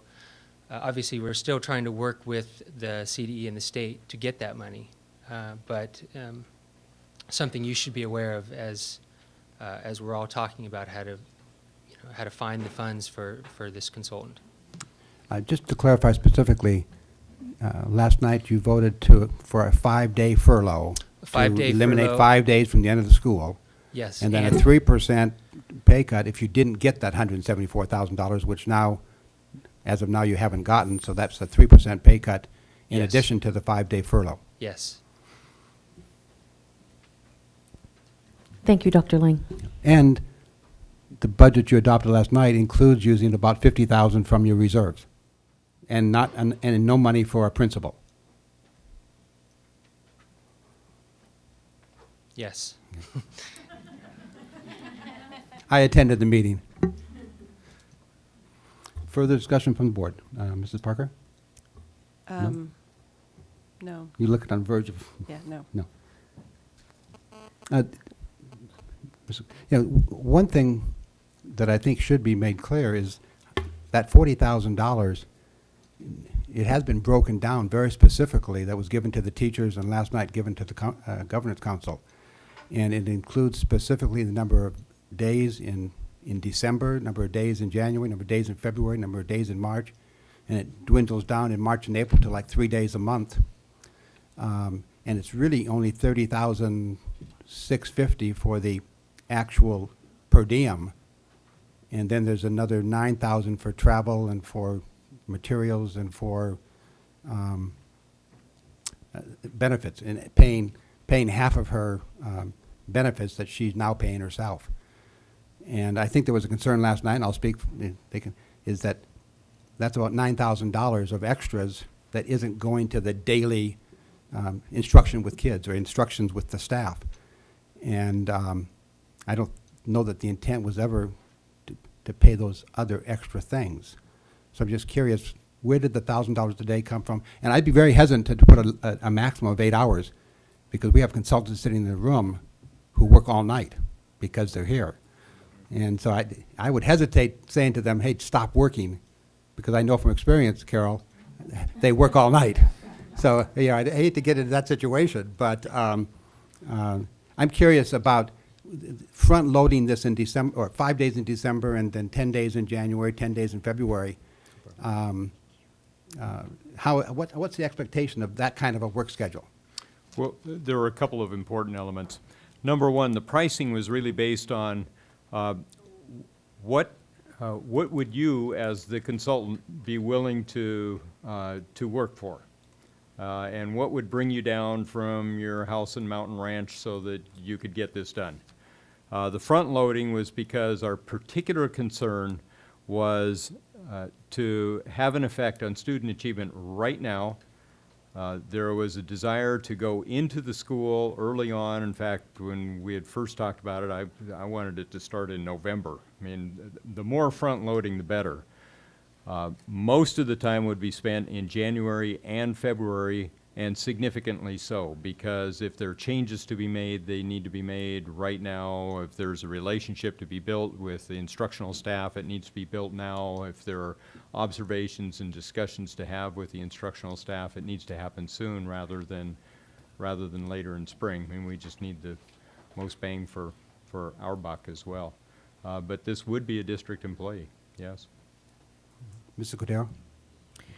Well, one of the questions that I have, and I think this has come up from the Governance Council as well, is given their situation, and certainly we can empathize with the lack of funds, and given that this consultant is not going to be working on the specifics of dual language immersion, nor on the issue of a new charter, or a renewal of the existing charter, it's likely that they will also incur additional costs for consultants to work on those issues. So I guess I'm wondering, I've shared the concerns that Mr. Herron has raised about the additional costs, and also how those were determined. It's, from what you said, Dr. Sarvis, it sounds like the consultant simply gave us a schedule, said, this is what I'm willing to do, and we accepted it. I'm wondering if there's any ability to negotiate it a little bit. Well, there is an ability to negotiate it. However, if you don't accept it tonight, I don't know. If you accept it at a reduced rate, I don't know whether that's a deal. And I'm anxious to get someone in there. I am too, but I guess I'm just feeling for having attended the, some of the meetings where this was being discussed. I would be happy to talk to you I'm- about the next step. I mean, this is after a consultant is working with the school. Because also, as part of the resolution, we have the assurance to the school that we will work collaboratively with the school to work on a new plan to reconstitute the school. I mean, that's the language right out of, yes, go ahead. Unfortunately, I don't think that's on the agenda. Although it has bearing on the amount of money that I would expect the school to have to pay to achieve that, which has bearing on the amount of money that they may have for a consultant. But Okay. Keep it very narrow. Go ahead with what, go ahead, but keep it very narrow. okay. Well, my intention in the next step would be to bring in a consultant at district expense to lay out the specifics in a charter, lay out each of the areas that need to be addressed, and to reinforce with the school that this needs to come to this board and needs to satisfy this board. It doesn't need to go to the state, doesn't need to go to the State Board of Education. And I had presented an idea that the board may be willing in a workshop to speak to the specifics that they thought would be important in a plan. And I realize that you can't give carte blanche or you can't give any assurance right up front that we will pass the plan. I mean, in the end, it really needs to stand that test. But your point is that you're willing to spend some funds to make that happen, which should be looked at in context of this 40,000.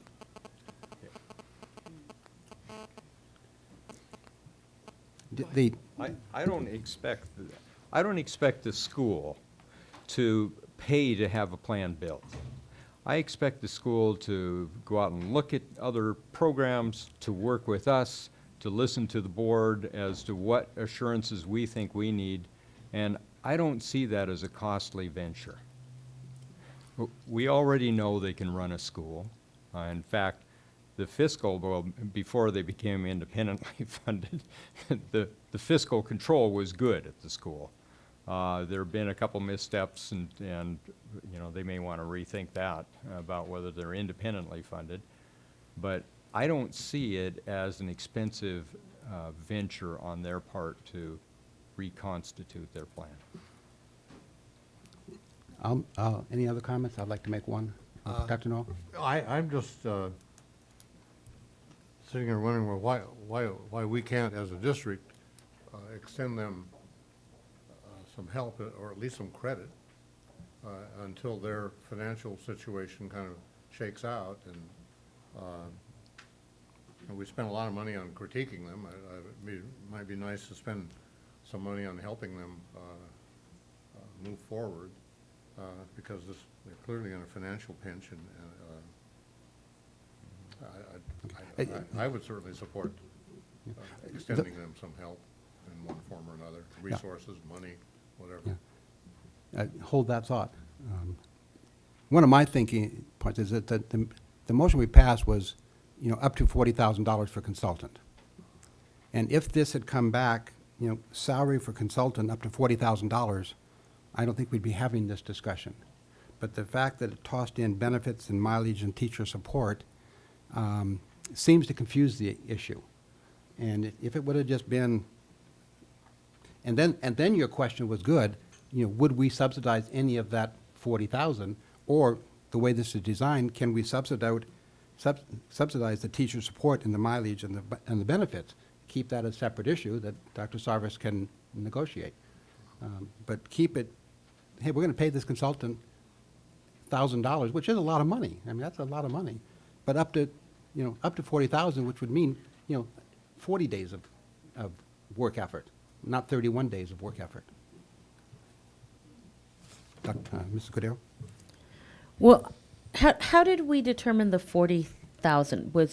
Was that based on a discussion with this particular consultant in terms of what would be an amount that the consultant would be willing to? What this consultant would be willing to work for, yes. Yes.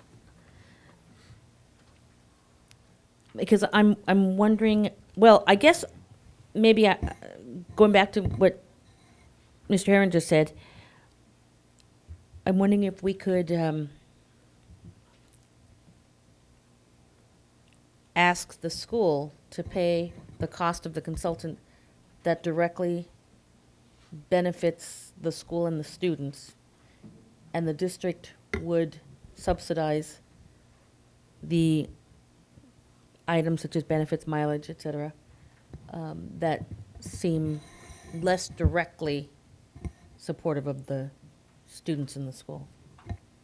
Mrs. Parker? So you're suggesting that the language would be fiscal impact, $40,000 total, but salary and teacher support, $31,000 paid for by Cesar Chavez Charter School, and benefits and mileage paid $9,000 paid by the Santa Barbara School Districts. That seems reasonable to me. I mean, Can you say that again? essentially it splits it out so that where there's still a $40,000 total, it says salary and teacher support, the funding source would be Cesar Chavez Charter School for $31,000, and benefits and mileage funding source would be the Santa Barbara School District for $9,000. No, the salary was salary was $30,580, and the teacher support was $54,55. So that's a total of just a little over $36,000. 36,000? If Okay, if thank you. Are separate- you back at E8? Is that where is that? It's in my lap. Oh, you've got it. Thank you, Mr. Yeah. Matsiasi. Very good.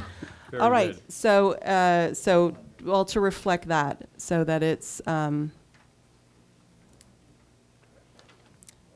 salary and teacher support to the tune of, let's see, that ends up being, 9,420? no, Oh, I'm sorry. no, 30 plus it's 54. 36.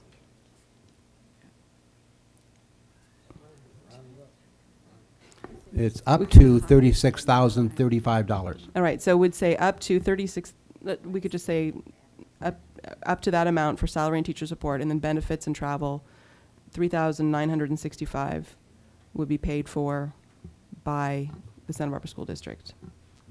Is that a motion? I will move that. Can I Mrs. now Deacon? ask a question? What constitutes teacher support? A lot of people ask that question. Teacher have an answer? support would be meeting with teachers, being in the classroom, observing, working with teachers after school, before school, during school. Mrs. Morales would be, would be working one-on-one. She'd be working with small groups. She'd be working with grade levels. She would be really targeting the English learners. She would be working with them on their data, the assessments they use, that kind of teacher support. But this says release time, supplies, and instruction materials as needed, which is not, Yes, that's I see what you're saying up here on this. Okay. Release time would be either to, for the most part, be observing each other, working, maybe going to another school that has a dual language program, that kind of thing.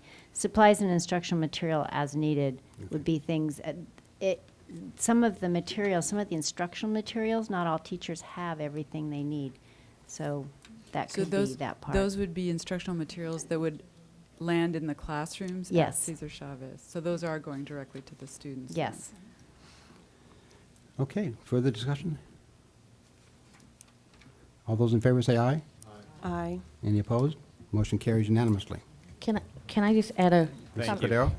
Can we just convey to the the consultant that any opportunity to reduce the cost to the school would be appreciated, certainly. greatly appreciated and greatly encouraged. One of the concerns was, what can the consultant do in February when there's only a few days left of school? I mean, in December. Well, Well, our intention would be to move Get that going. into January. Well, that was the question. What's she going to do in December? actually, if passed, she's she's talked to staff. They want her in tomorrow, if possible, and spend the day in their classrooms, and I believe on Thursday meeting with them. Okay, as long as Michael, it's yes. Do you want to hear from Michael? Fantastic. And again, I'll just take the opportunity to thank the groups at Cesar Chavez. I've attended the last two meetings, and I can tell you the effort that's going into this and the optimism and just the energy is really something. And the attitude of everybody is very positive and going forward. And Lynn, is she here? Lee, I mean? She had to leave. Okay. She ran a great meeting. You know, it's a very collaborative meeting, which was good. But we do not have time in December for 5 days. We would Yeah. move some of those days into January. Okay, that was the question. Good, thank you. Great. I think F5 has been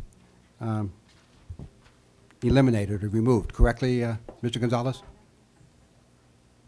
F5, the proposed changes to the board policy intra-district? Well, could we comment on this? Oh, sure, okay. We would like to bring it back to you, but I would like Mr. Gonzalez to comment on the kinds of issues and to solicit any additional input from you so that we can bring it back to you at our very next meeting on January 12th.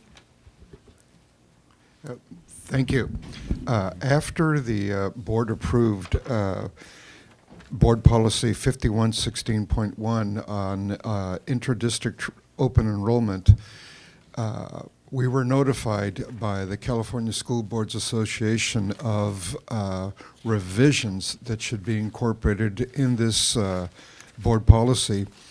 The revisions were sent to Craig Price, and what you see before you is a copy of the revisions. Subsequent to those revisions, a series of conversations took place between past President Kate Parker and Craig, as well as the superintendent, the associate superintendent, and myself, questioning a number of different revisions, the priority order being the primary concern. This afternoon, Mr. Price did produce a document that incorporates changes that were proposed. A review of those changes leads us to believe that there is further work that needs to be done, not only in the board policy, but also in the administrative regulation that will govern the operational aspects of this board policy. And so we are asking that we delay action on this item till we can come back to you folks with a very clean copy and a administrative regulation that reflects the operational way to handle the priority list. I think I'll stop there and just defer any comments that you might want to make and any suggestions you might want to make.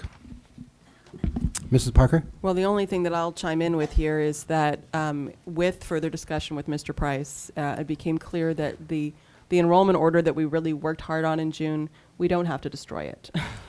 So what you'll see coming back to you will probably be able to reflect that the top priorities, but there are some extensive revisions to the way the document is worded. Can I Mr. Deacon? just ask one quick question? Under result, here it says the exiting priorities are, does that mean, should that be existing? Or, because I was trying to figure out Correct. what exiting priority was. Okay. Thank you. Thank you. Yes, I'll just make the comment, and I've emailed Mr. Gonzalez a couple times. The way I read this change was it gutted everything we did just last June, and it totally changed. And I will be hesitant to vote and skip the second reading, at least at this point, because I think the parents and the different schools, unless there's a magic urgency to this, I think this if this just comes out on a Friday and we vote on it on a Tuesday, that's not enough time to get it to the PTAs and the people who are involved in it. It may come out so good that we won't need that, so I'll withhold my comment. There is an urgency to this. We're going into the early enrollment period.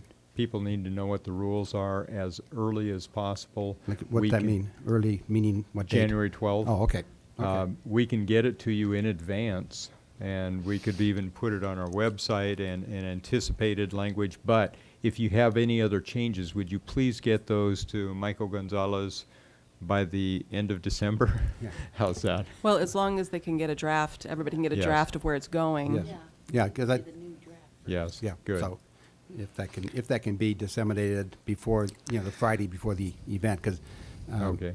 this particular one, really affected siblings, and that's exactly what we tried to change. May I add one more note for the board and for the public who may what does not change in the board policy and administrative regulation is the period to file an interdistrict enrollment. Officially, the administrative regulation spells the January 1st through March 31st. Operationally, it's actually January 4th through March 31st because of the holiday. That will not change. But the priorities, I think you'll be very pleased by the suggestions that have been made, and we'll make sure that you folks get a copy and are able to comment on it. Okay. And I would like to thank board members for working with us on this. Okay, let's do F6, and then we'll take, Dr. Noel? I just, on priority number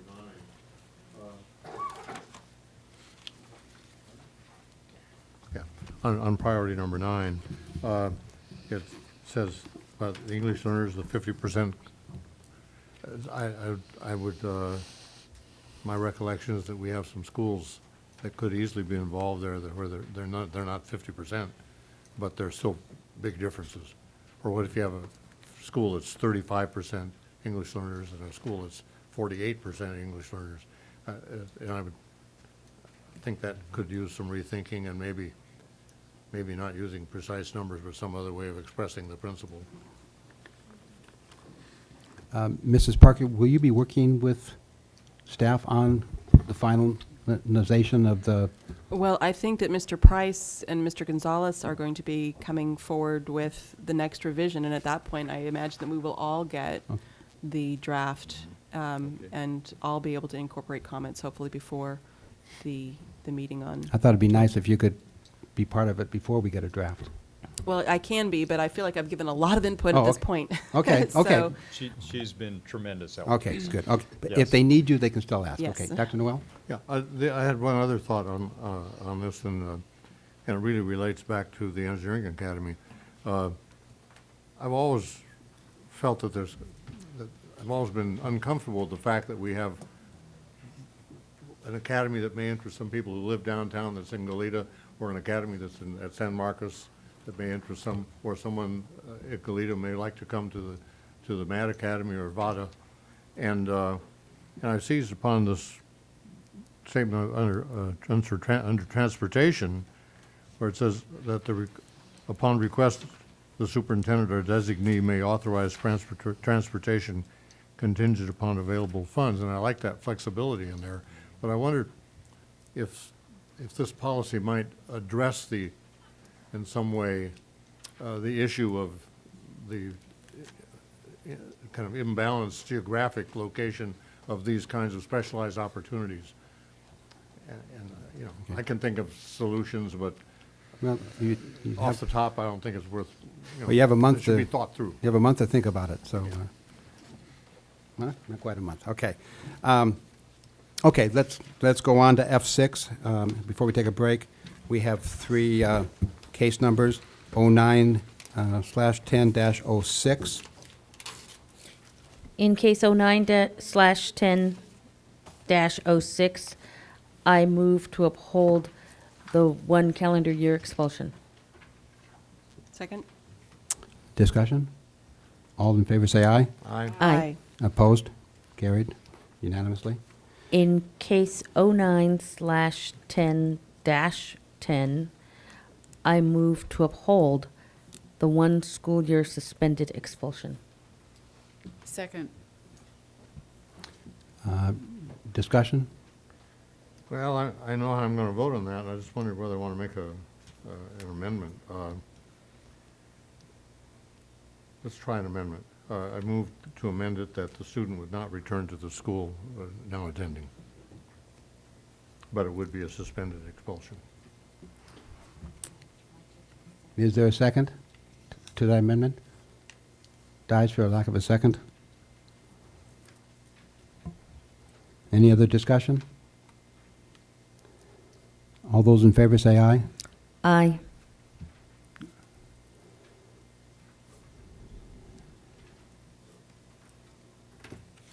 Opposed? No. No. No. I think that we need to offer an alternative amendment at this point, or And an a new alternative motion? motion. Alternative motion. And that is, I move to uphold the findings and recommendations of the hearing panel, except for in bullet number A, to switch, to switch the title of it to, it's an expulsion recommendation, and then in bullet number A, to maintain satisfactory academic achievement, a good attitude and exemplary behavior at El Puente. Second.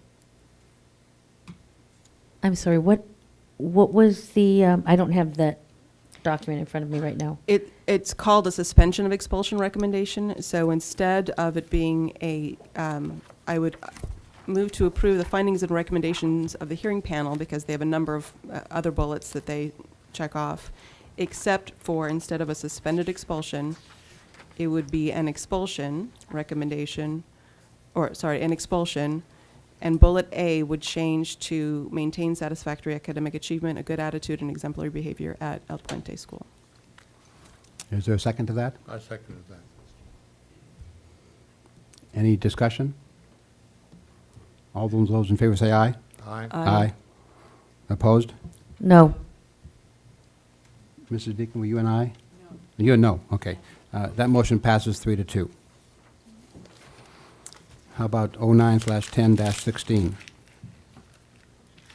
In case 09/10-16, move to uphold the 1 school year expulsion. Second. Discussion? All those in favor say aye. Aye. Opposed? Carried. Okay, we'll take a 10-minute break. Come back at 10 o'clock, and in the meantime, we'll look at what we can cut from the agenda. Get to go.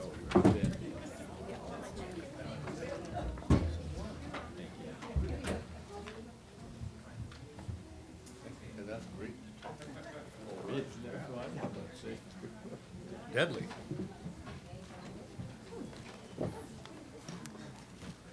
Well, since Dr. Sarvis isn't here and Robin's not here, I guess we really can't start, but.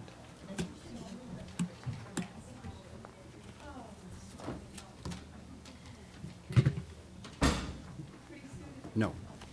No. But,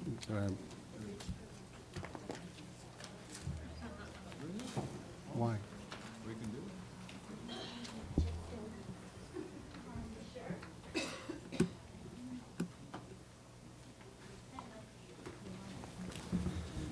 Okay, the plan was to do G1 and G3 and not do G2, G4, G5, but the bridge program people just asked to be cut also.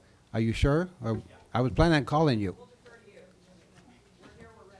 Okay, let's go with G1, update on status of special education, and during that process, we may determine, how many speakers do we have? How many speakers do we have for the,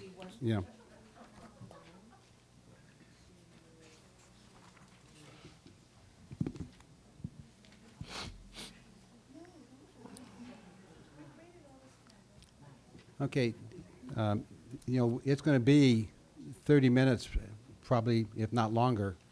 So if you're free to leave if you want to, we'll get you the first of the year. Okay? So we will do G1 and not anything else until we get to H. G1, update on status of special education. Members of the board, Superintendent Sarvis, it gives me great pleasure to announce that we had a meet and greet a couple weeks ago, and I appreciate there were a couple of board members there that attended, very well received, and had some good interaction with our special ed staff. We had it over at La Colina Junior High School, and it was really a positive event.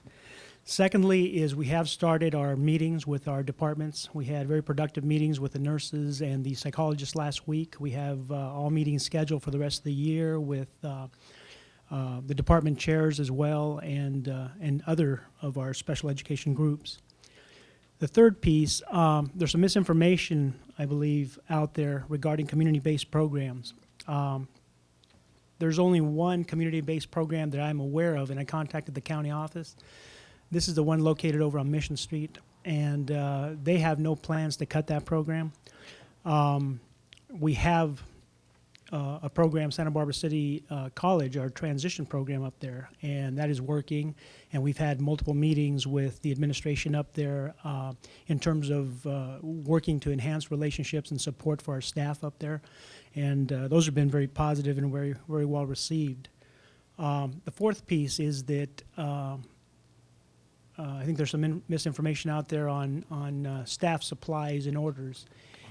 Staff supplies and orders coming through. There has not been one rejected by the special education department. If a staff member orders something, whether it's basic supplies, instructional materials, those have all been approved. Not one has been denied. As a matter of fact, Carrie and I and other members of the team have oftentimes run out after hours and secured some much-needed supplies for staff as recently as just last Thursday. And the last piece, I think you'll find, we gave you the draft copy of the organizational chart, and it's draft because there's still one or two items on there that we need to flesh out, but basically it delineates the elementary side of the house with Dr. Carrie Mills. Is this the one you're talking about? Yes, that one. The long 11 by 14 piece. And then on the right side of the house is Dr. Michelle Britton Bass, who will start with us January 4th. And then we have the speech language pathologists, psychologists, nurses. And it wasn't a clean cut on that. What we did is took a look at where the majority of their time is spent, elementary, secondary. And we did that for two reasons. Number one, we wanted to make sure that they had immediate access and support, communication with their supervisor. And secondly was for evaluation purposes, because we have quite a few people that need to be evaluated this year, and we wanted to make sure that we broke it up between the three directors. Questions? What's going on? What's the timeline for the FCMAT recommendations? Thank you for asking. The four committees have been meeting. The organization subcommittee met yesterday, and I thought it was very productive. We had some really good input there, and so we're putting the notes together on that. The professional development group met last Friday. The programs and services have met at least twice, as recently as this last Monday. And the communication group has been meeting. I think they've met at least 2 times. So that's all coming together, and what will happen is over the winter break, we have staff that will be working on that implementation plan to bring back to the board January 12th. Dr. Noel. Yeah, I wanted to get a clearer picture of what you see as the outcomes of these committees. I mean, what do you expect them to produce? I think the end product is ultimately ideas that we can use and incorporating the various stakeholders, the administration, board members, staff, community. And secondly, Dr. Noel, is that it's not only the outcome of the product. I think the process that we've used in terms of open communication, in terms of being transparent, which is one of our main objectives, I think that has been almost as important as the outcome that you'll see January 12th. But ideas, okay, that's a little nebulous. So you've got an organization group. Is an idea, there's some talk about coming out that these groups are going to produce an action plan or action plans. That's more than ideas. That's, if you take the words literally, that's a recommendation to take specific actions. Is that your vision of the output from these groups? We will have one more meeting that first week after the new year, and we're looking at either January 5th or 6th, depending on when availability of the FCMAT stakeholder group. But the subcommittees felt it important to come back and share to the entire group, especially in preparation for the January 12th board meeting. But ultimately, it'll be the board's call to make on that plan. Yeah, but I still don't understand. Say, when it's all done, I'm going to get something to read. What am I going to get to read? Am I going to get something that's called action plans with, Nope. with specific recommendations for things that then will be implemented? There will be some recommendations in a draft action plan that you will see, yes. That lets me raise my more fundamental question. These various groups consist of an assortment of people representing different experiences and different perspectives, whether it's a parent or a teacher or an advocate or something like that. So you get a lot of particular perspectives. But what I've found missing in the two groups I've sat in on is anyone who is standing back and saying, yes, but from an organizational point of view, what is the big picture? And I just wondered if you have any ideas how we can, or whether you share that sense first, and second, how we can get something that is greater than the sum of the parts out of this, because when you read the introduction to the FCMAT report, in the executive summary, it talks in very large scale terms, systemic dysfunction. Okay, I don't hear in the discussions I've been in on, I don't hear discussion that rises to that level of generality and that level of comprehensiveness. And this is not faulting anybody. I think this is structural. When you've got particular perspectives, and there's no one there saying, there's no one there who says, I'm speaking for the broader picture of the system. And what's your reaction to that? Am I off base on that? Or? No, I think that's one of the challenges when we have the subcommittees is each group is focused in a certain area.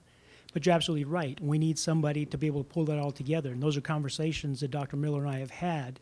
And really what we're talking about is the systemic change, is the policies and procedures, is who's in charge of what, and delineating that. So yes, we see the ultimate picture, and to be able to pull that all together over the holiday and present that to you. Well, yeah, because that would be my next question. When do we get to see this? Because right now, the focus of these groups is mostly particularistic. And I think having a broader context for those conversations would be extremely helpful to those conversations. Mm-hmm. And maybe make some parts of them unnecessary and point to other areas that they're not addressing simply because they don't have this broader framework. Mm-hmm. I believe we can get that draft to you by the end of December in preparation for that January FCMAT group meeting. And then we can have some more dialogue over that before it comes to you January 12th. Mrs. Deacon? I attended one of the subgroup meetings, the programming committee meeting, and my experience was really that we did touch on the broader context while we were focused on specifics. I think we were all thinking about the final end product and where that would take us, which is to a better place than we were before. And when we talk about big picture, that in itself is a pretty nebulous concept that not everyone might agree that the big picture needs to look the same. But to me, there's a lot of benefit in the process that leads us to where we want to be. Just having all these people together, talking about it over and over again, and fine-tuning and sharing ideas. I think the sum of the parts actually gets us to the big picture in a lot of ways. I see a lot of benefit just in that itself. I had two other things I just wanted to touch base with you on quickly. In this organizational chart, there's no place for the lead nurse whose position we are supposed to approve, and I'm wondering, I was under the impression that person would report directly to you, is that correct? Correct. We've had some conversation over that, and the reason why, that's one of the reasons why it's still a draft. But once the board approves that job description, we move forward, that person will report directly to me. And that will be a certified, not an administrative position, so they will not have evaluative duties.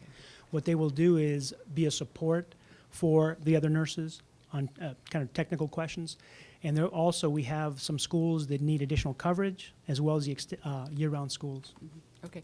And my third piece was, whenever you talk to City College about the transitional program, ask them for a better facility. Oh, I've been trying. Okay. I don't know if you, they're in a double-wide I've- trailer, and there are lots of students in there, and I know it's very touchy, but I've had a couple of meetings with them, and just trying to incorporate our staff up there, make them feel more welcomed, and so Good. that has started. so they don't There feel like was- they're an outpost. Yes. There's still some room for improvement there. Gee, But there was, we give them our best high schools for the parent ed programs. But there, for example, there was a concern that came. I had a call from one of the members there, and I contacted the vice president's office directly, and they took care of it that same day. So there's some positive responses there. There's some room for improvement, and the bottom line is, we want them to feel a part of Santa Barbara City College, and it's going in that direction. There's been some challenges, but I believe we're moving in that right direction. Okay. Thank you. I You're just have welcome.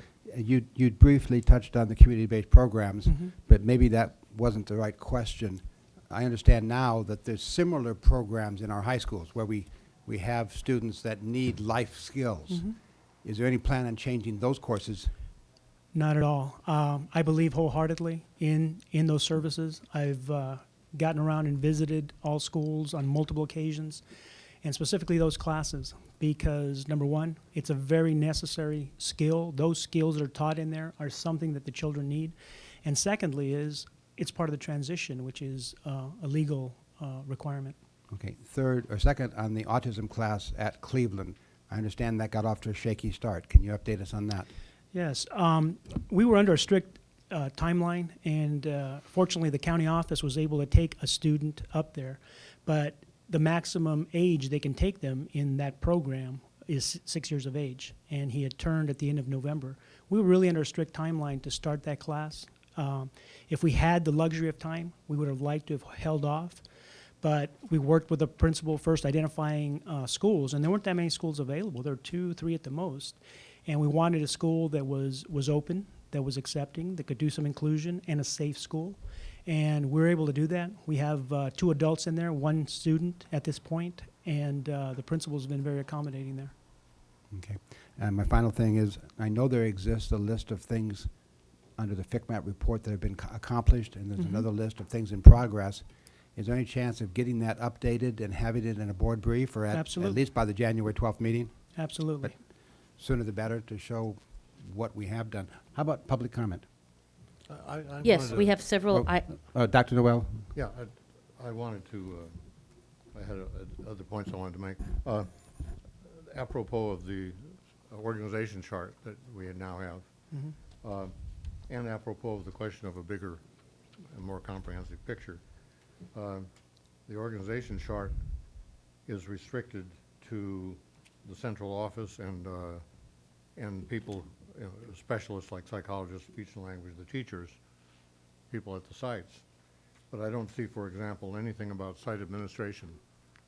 And when I say big picture, like in the communication area, for example, it seems to me that given all of the points that have been made in the forums, in the stakeholder group meetings, the various complaints people have of failures of communication and so on, that a lot of them have to do with communication between principals and the central office, for example.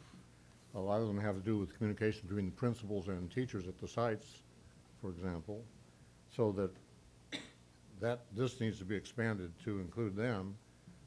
Communication, a lot of it has to do with communication with SELPA.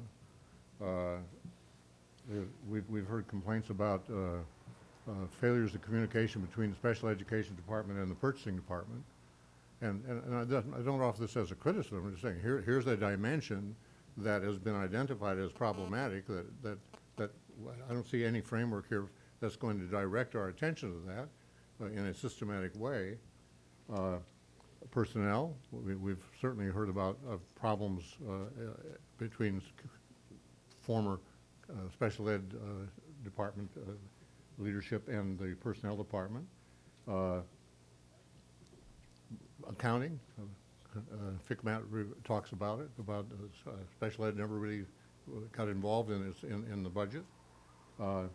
Legal, we have lawyers, and each of these, I say these things because every time you're talking about a network of communications, and these various boxes in your chart are nodes in that network. Okay, well, for any pair of nodes, there's a series of questions you want to ask. What kind of content gets communicated? What are the, organizationally, what are the relationships in terms of responsibilities and duties? And when I say I don't see a big picture, what I find missing is any kind of systematic approach to sketch that out. Then, given that framework, we can put the various particular contributions into context, and they make sense. But we're missing a framework. Well, my understanding is there's a district-wide organizational chart, and that's where the principals show up. So we may want to work on somehow complementing those two, because that's where you'll get the whole picture. But this is a very parochial organization chart. You must recognize that. This is just right here. Mhm. This is, Okay. those are my thoughts. Okay. Public comment. And Yes, could I, we have could I, on my response, just two other things. One is, in terms of the communication piece, I've been working with Mrs. Sawatsky on, we have a time to meet with the principals at every meeting. We met with them this morning, and so special education will be a continued topic. And, we address issues like timelines. We address issues like having access to SACE, and the principals were very accepting of that this morning. In the third piece, Dr. Noel, that we'd like to do is kind of beef this up a little bit more in terms of, okay, who's got what responsibilities, and we'll get that on the web. Matter of fact, I believe it is on the website. Yeah, with the more- organization chart on the website is more Right. comprehensive than this one. Right, correct. So we can work on improving on that and getting some more information so people know if they have a question, who they go to.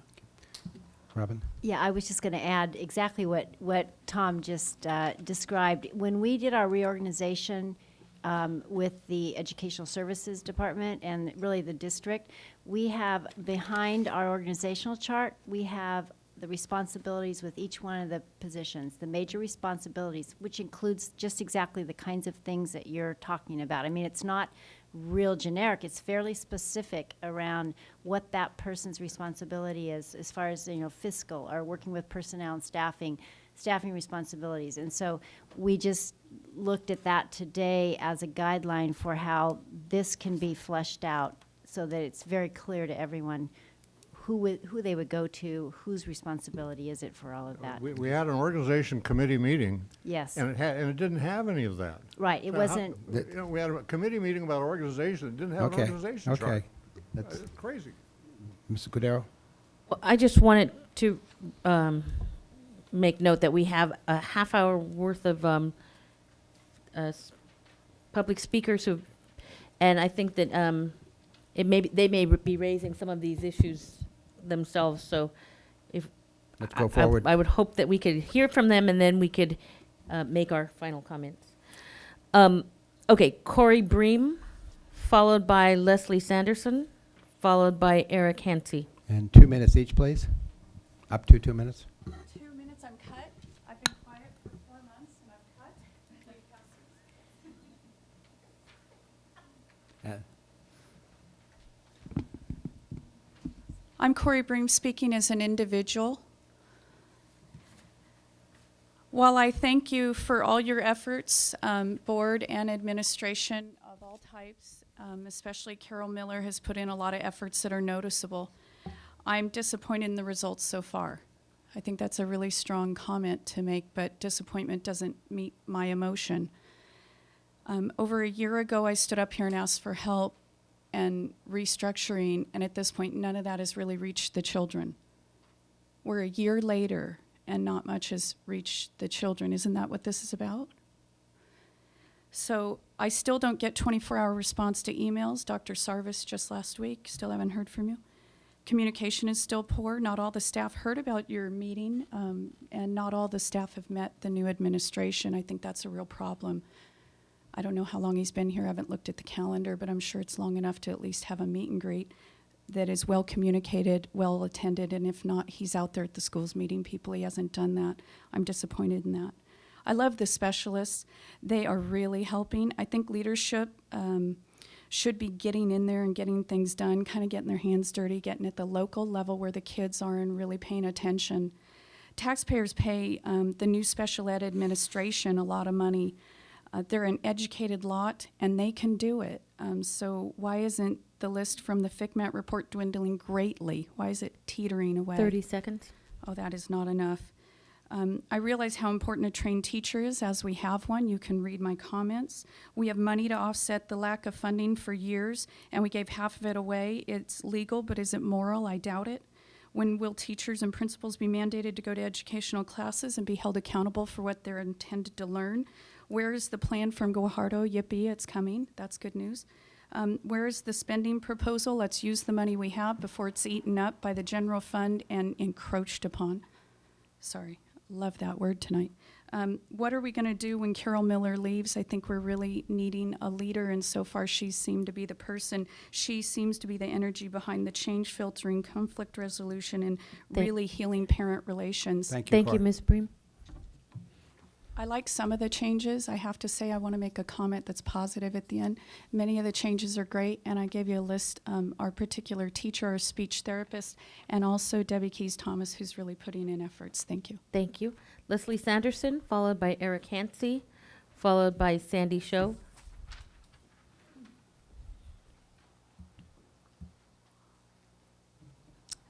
Leslie Sanderson, parent of a child in first grade at Peabody Charter School. And specifically tonight, I want to speak on the issue of instructional aids for the special education students in Santa Barbara School District. And I wanted to say I really appreciate Carol Miller in taking the time to review the IEPs at our school and being able to get us the additional aids that we need at Peabody. Although there's still issues concerning instructional aids that haven't been resolved, or that we don't know have been resolved, kind of echoing Dr. Noel's comments. Who will be in charge of implementing these recommendations? The FCMAT report clearly identified concerns of parents with special ed students regarding instructional aids, and the main concern last year, a little bit before this time, was delays of 2 to 6 months before the aids are hired and provided. And this seems to be a continuing problem at the start of the school year. So additional recommendations regarding the instructional aids in the FCMAT report are not yet completed, including ensuring that all the items listed as concerns by parents are addressed by the school board with an action plan submitted by staff, showing who is responsible for implementation, the timeline, and the costs involved. So who is in charge? Formulate staff development plan based on needs assessments and implement for 2009 school year. 2009 is almost over, so who is in charge of doing this? Establish monthly job-alike meetings for the special ed staff. Who's in charge of that? Immediate action to improve hiring practices. Who's in charge of that? 30 seconds. Develop interim strategies to fill the unfilled instructional aid positions with trained staff until permanent is hired. What is the status of that and who's in charge? And assign primary oversight or responsibility for the staff and assignment of special ed teachers and aides to special ed department leadership. Who is in charge of that? We still don't have transparency with the staffing formulas or interdepartmental procedures between the business office. Who's in charge of that? We don't provide subs when the aides are absent. We don't hire floater aides. We haven't reviewed the aide duties. We haven't developed an aide handbook. We haven't established a training module for newly hired aides. Thank you, Ms. Sanderson. Perhaps you could forward us your comments in writing? I have copies of it. There's Thank you. about 17 things in the FCMAT report that we haven't done regarding instructional aids, which was the parents' main concern last year. Thank you very much. Eric Hansey, followed by Sandy Shove, followed by Carmen Esquivel.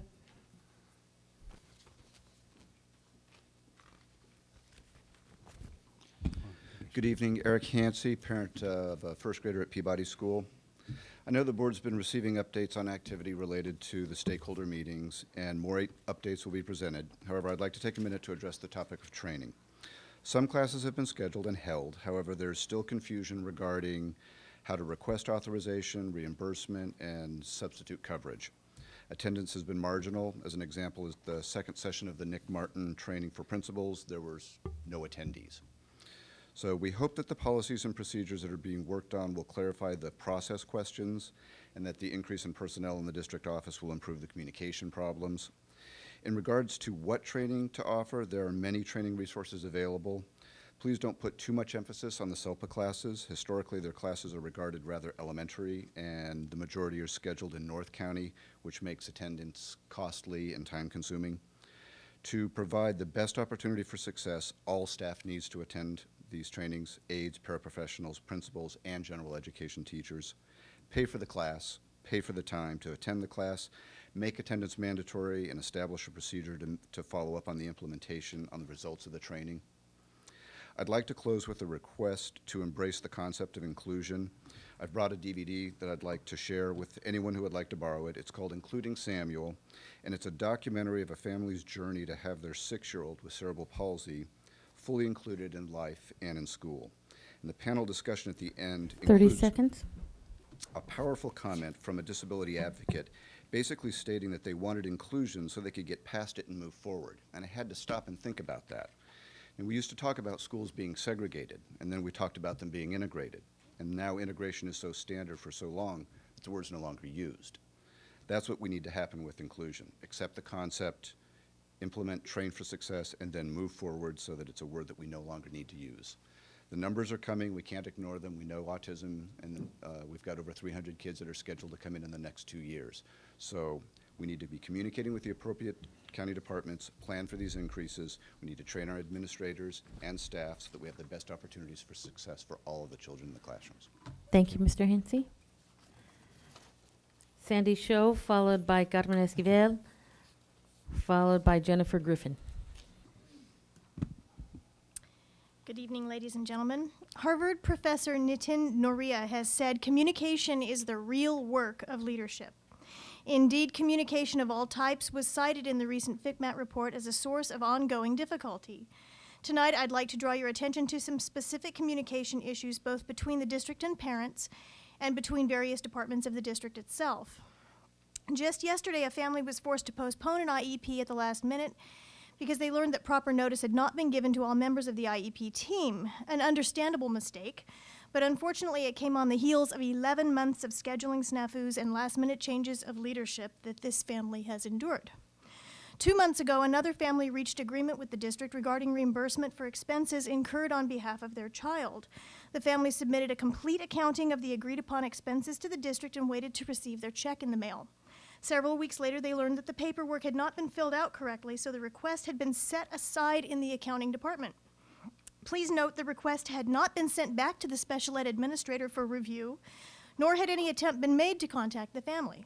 The faulty paperwork was simply laid aside on the clerk's desk. In recent weeks, I have learned of purchase orders that were delayed because the wrong codes were used by in-house staff. Once again, the administrator responsible became aware of the problem only because that administrator took the initiative to follow up. Had the administrator left it to purchasing to advise, the orders might never have been placed. On the upside, Dr. Carrie Mills recently learned of an unforeseen delay in 30 seconds. establishing services for a family I represent, and she contacted me immediately. In fact, she called me over Thanksgiving weekend from her personal cell phone while out of town. Likewise, when I contacted Dr. Carol Miller regarding a recent miscommunication, she returned my call within a few hours and began seeking to correct the problem immediately. These women practice the quality of communication I hope to enjoy district-wide in the near future. A lot of attention has been paid to creating trust through improved communication between the district and parents, and it appears this is happening. Now I believe the various departments of the district itself need to examine their practices and make necessary corrections. After all, if you aren't talking to each other, how is anything supposed to get done? Thank you, Ms. Shove. Carmen Esquivel, followed by Jennifer Griffin, followed by Yolanda Donato. Good evening. Please bear with me. I'm not very good at public speaking. But my main concern with the special ed is discipline and behavior and the way it's approached. Many of our students in special ed require a functional behavior assessment, and that is not provided in your triennials or in transition process. And my child was, I would call it, a victim of that fault of your district or any other district, or the way they practice their transitions and triennials, because my daughter now receives behavior services, and she's doing very well and functioning at a high level, and I'm very proud of her and glad to have these services. In all of special education, behavior and discipline are two of the most challenging areas. Most legal problems around special education and discipline can be prevented. Parents and districts can work together as a team to prevent behaviors from becoming a problem by creating and making good use of the IEPs to help the children learn new and positive behaviors, to give children the level of service they need to succeed in learning new and positive behaviors so that in the future they can be productive, functional citizens who live independently with minimal services or support. To provide our teachers with aides, with behavior consultants that are certified in the area, to place children in appropriate settings so that their behaviors do not escalate. There's a child who transitioned with autism from Hope District, and this child was placed home for weeks because your district does not have a program for this child. And that was very unfortunate. Mom had to lose many work hours and had to pay extra for babysitter, and did not know what to do. Thank you. Again, advocates were necessary there in order to proceed the process and make it go forward a little faster. Thank you, Ms. Esquivel.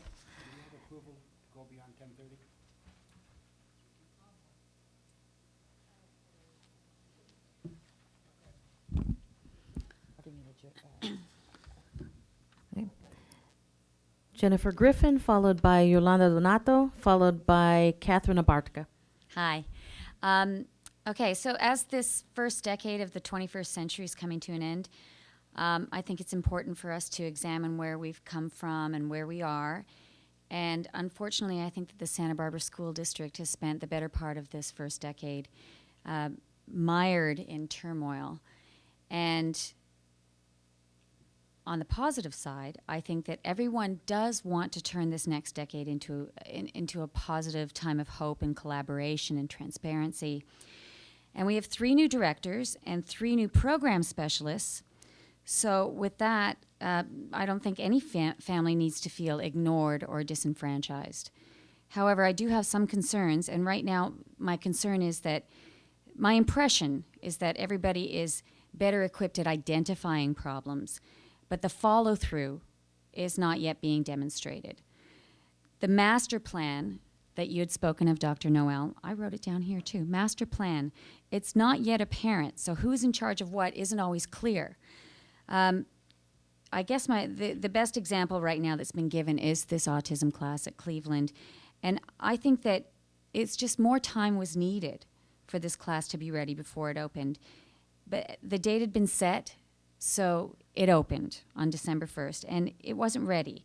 But I don't doubt that there was a genuine desire to get this class up and going. And I suspect that everybody involved was being pulled in so many different directions 30 seconds. that the amount of time required for a project like this was greater than anticipated. So I don't personally believe that this was the fault of the people who actually were directly involved in the project, and I think Dr. Mills did a stellar job, when she discovered that there were a lot of problems. But I think that it's an example of the lack of leadership and lack of a clear plan and a who's doing what kind of schedule.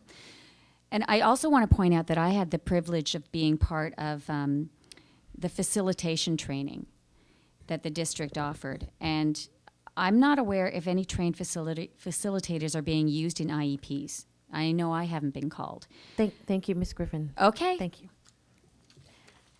Thank you. And by the way, this is a good start. Thank you. Yolanda Donato, followed by Marcia Eichelberger.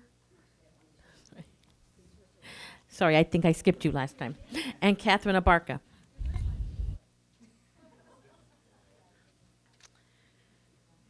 Good evening, ladies and gentlemen. I'd like to talk to you about about the new autism classroom. My son was offered a placement in the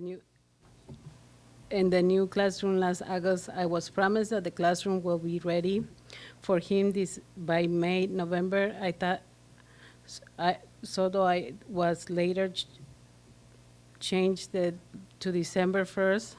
I contacted the Special Education Administration several times during the fall, asking about the progress and the new program, and making sure that it will be ready by December 1st.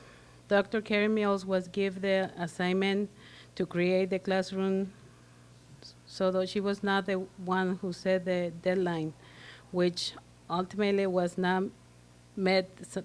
My son's stay school in the autism classroom on December 1st. Barely furniture classroom with almost no teaching materials and several repairs necessary, such as broken light switch. So though Mrs. Mills had ordered supplies, the orders were not processed quickly enough to meet the deadline. Dr. Mills had constantly working to pull all the pieces of this classroom together, and the furniture and the materials are arriving. We are still waiting for the final 30 repairs. seconds. For example, this morning I visited my son's school, and the fence between the classroom and the parking lot was wide open, and it needs to be secure. Otherwise, my son and his future classmates might escape. I appreciate her effort and attention to this new program, and I still have hope that I will someday be the program we can call Autism Classroom, and the program my son needs and deserves. In spite of everything, I still want to work with the district. I want to keep being partners together for my son. He will be in the Santa Barbara school for another 2.5 years, and the sooner the district begins to truly meet his needs, the better for all of us. Thank you, Ms. Donato. Marcia Eichelberger, followed by Catherine Abarca. Good evening. Tonight I want to share with you my personal experience of the last several months, as well as my observation of the rebuilding process currently underway in the special ed department. To begin with, I want you to know how grateful my husband and I are to finally have responsive, collaborative partners working with us on behalf of our children. For the first time in recent memory, our concerns as parents are being taken seriously, discussed and incorporated into our IEPs. I can see that a new day is dawning in special ed, and I'm very pleased to let you know about that. I also want to acknowledge the district's leadership in establishing and moving forward with a true stakeholder process. As a participant, I'm most pleased with this ongoing opportunity. However, the department as a whole is hardly fixed. There remain enormous holes in the service delivery system, from the complete absence of appropriate curricula for students to a convoluted and ineffective system of oversight and accountability. I believe in all candor that the FCMAT report barely scratched the surface of this department's failings. All our new administrators came into the district with their eyes wide open, having read the report and expecting the systemic dysfunctions plaguing the department. However, it's my observation that despite these clear expectations, they all have been shocked and overwhelmed by the actual state of things. Our special ed department has been a mere shell for a very long time, and the list of repairs to be made is seemingly endless. As I consider this list, I grow increasingly concerned about the impatience I observe. 30 seconds. Certainly, we all want to see improvements, and we want to see them now. However, I would caution all of us to avoid creating unnecessary deadlines in our quest for substantive change. We can't allow debate, discussion, and discourse to take on a life of its own and sidetrack the real work of reform. But if we allow our discussion fatigue to drive us to make decisions without deliberation and adequate, thoughtful consideration, I fear we'll repeat the failures of the past, building a new, different shell, but one just as lacking in substance. Thank you, Ms. Thank you. Eichelberger. Catherine Abarca. Good evening, board members. Tonight I'd like to address the issue of the ARA funds. If you look on E8, I noticed that we have now hired an ARA coordinator for special ed at $44.88 an hour for approximately 6 or 7 months. That's really disturbing to me. For the last 3 months, all I've heard about how much money we have, how much money we have. Yet there are teachers out there who are sending in requisitions and getting them returned despite what we've been told here tonight. We've hired all the people that the FCMAT report required, and we've been spending this money left and right. There are still huge pieces of systems that are lacking in our district. I'm on the communications committee. I'm also on the organization committee. This district is way far behind other districts in being able to access all the information all the time for all teachers, including site personnel. There needs to be an accounting of these funds. I, for one, would like to know exactly what was purchased and what remains to be purchased and what monies are left. I understand that our specialists don't even have computers. And yesterday I was told that we're expecting them to be out on sites 80% of the time. If they don't have a computer to use, how can they be out on the site 80% of the time? Furthermore, the community at large believes that special education is getting this great big stimulus fund money. And that's really not the case. We are only getting a portion of the funds that are given to us. And they don't even realize that this money's almost already been spent. So 30 seconds. The board needs to offer an explanation of where these funds are going and who needs to be made. Leadership needs to come strong and heavy. Somebody needs to tell us what we're going to do, when we're going to do it, and how we're going to do it, and where the money went. And that's what the parents would like to know. Thank you. Thank you, Ms. Abarca.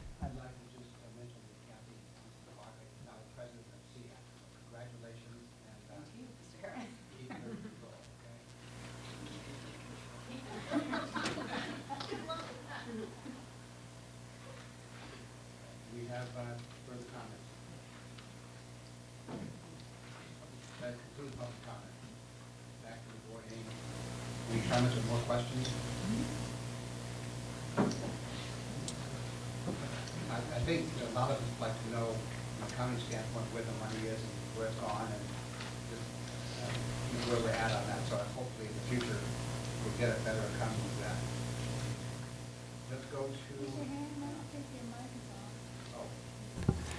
I think we all want to know where the money is and what's left, and how it's been spent or if it's been spent, and in relationship to the FCMAT report too. So I'm hoping we'll get that as part of the FCMAT report and accounting report as to the status of the funds. We'll have a report brought forward on it. Okay. Okay. H. Return to the. Did we pull G2? We pulled everything else. Okay. Okay. E3, Dr. Noel.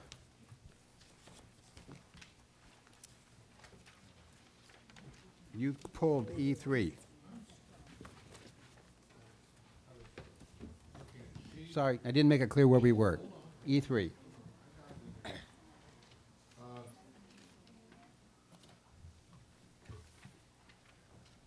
I'm looking at one thing that seems like it may be an error, a $70 item. Is that the out-of-state travel for $70? Yeah. No, I double-checked on that. It is not 700, not 7,000. It's simply out-of-state. It costs only $70. Not an Dr. error. Sarvis, this is a precedent that everyone should live up to. I believe so as well. Do I have a motion to approve the $70 expenditure or the item, I'm sorry, item E3? Okay, I did have a question about the one above it. $2,112 for Association of California School Administrators. And I don't know, I think of that as Title II type thing. I think of that as professional development. And when it says here it's coming from Special Education Student Services, I wanted to get a clarification of that. I believe, well, because it's for Dr. Mills and Dr. Britton Bass, it is listed under special education. However, you're correct. It is something that, I mean, it's the type of training that we could use Title II or even Title I funding because special Yes, ed is yes. under that. I can certainly go back and look. Just, I'm a kind Yes. of a stickler on direct services for students. When I see student services there, I just, Exactly. what's going on And I here? do want to let you know, I thought you pulled it because of the first one, because it's after the date. They're already in San Antonio. Oh, I'm not done yet. That was, that was because they believed there was a December 8th board meeting. They didn't realize, and it was a rush Actually, deal I to get did it not. done. I was not going to make a. Well, I we're was not trying gonna really pick a- hard to make this happen before the events. Later, I have one like that. Oh. Mr. Cordero? Can we approve this with the stipulation that you will check to see if that second item can be funded through other sources? I know that it can. I just want to see if there's funding available, and I'm reasonably sure we have that much. Okay, then I will move to Available. approve.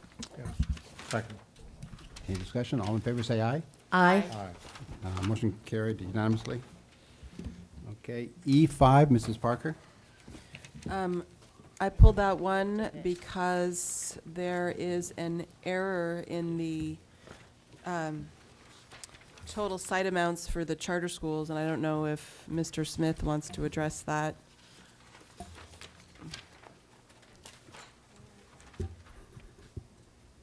I think when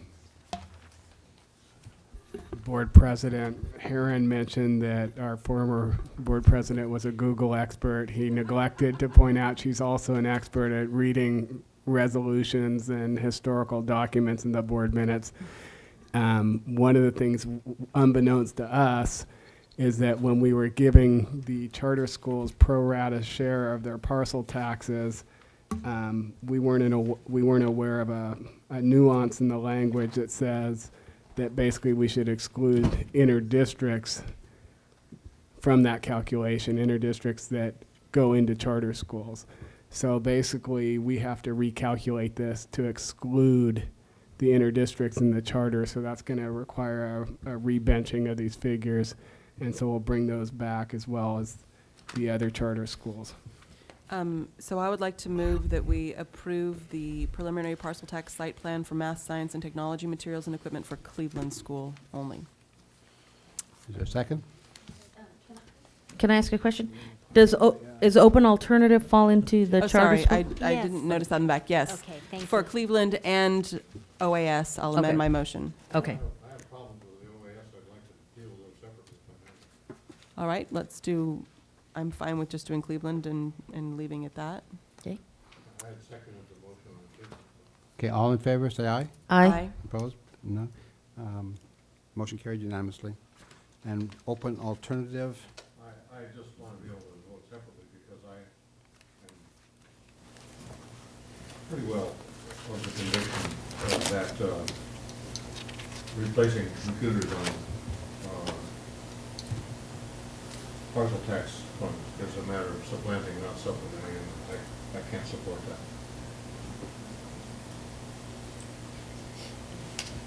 does it say in there that it's to replace them? No, they're to complement the existing, they're not a replacement. And they don't have very much at all in the way of technology, do they? No, exactly. And they spent a lot of time, you know, finding out which computers would actually help them the most. And so, yes, increasing, and it also says, well, right I after, understand the gateways are old and the Macs are new, but that's a normal expense for running a school. But the next But- sentence says they because would they complement would the existing complement. computers. It's not replacing, it's adding to, supplementing. And in their single plan, they make a point that they just don't have technology. Right. I mean, 8 computers total is, at least in their lab, is not very much at all. So they're doubling their computer capacity. Exactly. I will move to approve the math, science, and technology materials and equipment for OAS. Second. Discussion?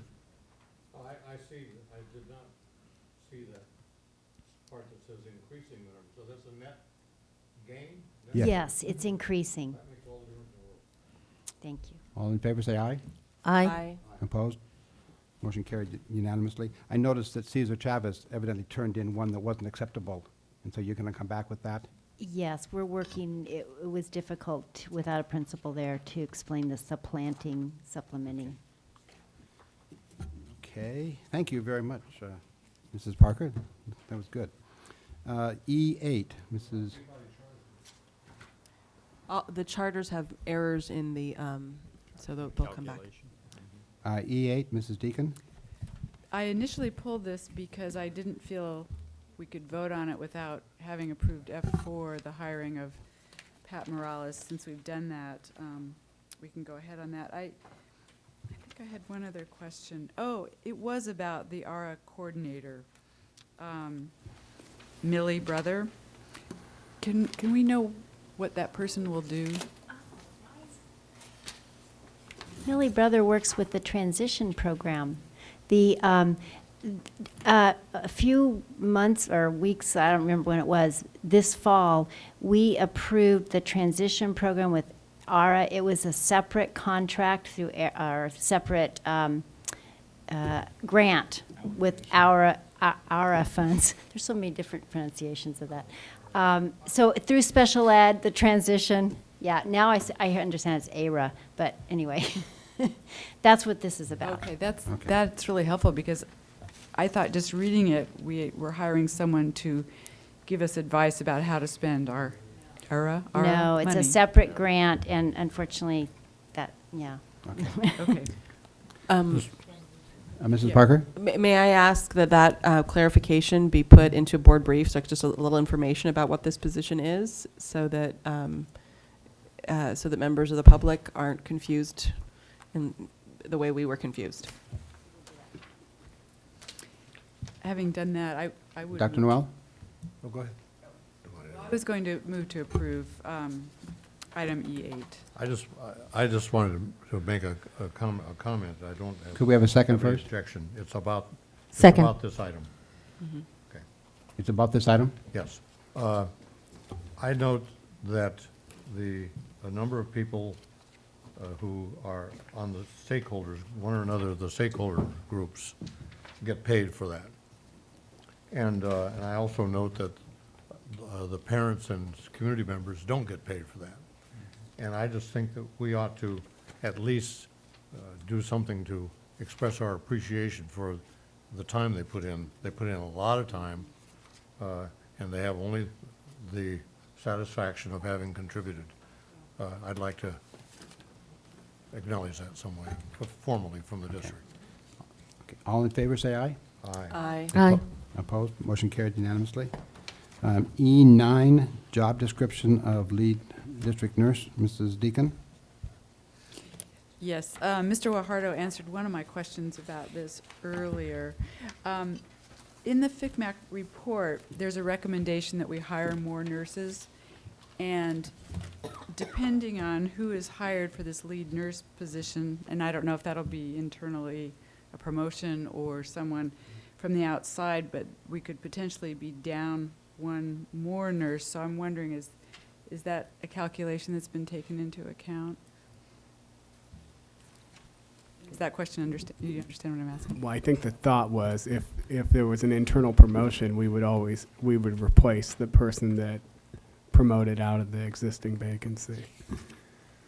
And so there'd be no net change in the number of nurses we would be looking at. There would be a potentially net higher one Right. increase because of the lead nurse. Right, okay. And actually, if I could respond to that, we are actually about 0.5 FTE over what we were last year.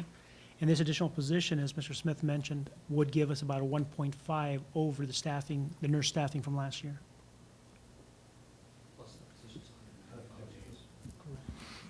Yes, Dr. Noel. It's just, I've never gotten it really clear. We approve a job description. Does that mean then that recruiting will start immediately? Or is that just a job description on the books awaiting another decision about recruiting? Sounds like, it looks like Tom Guajardo has a answer for that. My understanding in my conversation with Dr. Robertson is that pending approval of this job description, we will post, and we do have at least one internal candidate interested in the position. Okay. Was the hiring of this person a specific recommendation, one of the 153 recommendations? Yes. The additional nurses was a recommendation. The lead district nurse, was it a specific recommendation? Was it one of the 153 recommendations specifically? Hiring an additional nurse was a recommendation. No, additional Not a lead nurses. nurse. No, I actually looked for that today because that was a question I had, and I didn't find any recommendation per se for a lead nurse. It did say that nursing would fall under special education, Right. which I had forgotten about, but no, not So- specified a lead nurse. But I think it said something like hire 4 or 5 new nurses, but this isn't one of those 4 or 5 new nurses. This is. Oh, yeah. This It is is? one of those. Yes. Oh, It is. yes. Okay. I thought it. This wouldn't be on top of that. Okay, No. okay, okay. Excuse me, I'm lost. Did we approve that? No, Okay. move to approve? Second. Discussion? All those in favor say aye. Aye. Aye. Motion passed unanimously. Okay, Bob, Dr. Noel, E10, purchase order report. I would like to have an explanation of, it's a lot of money.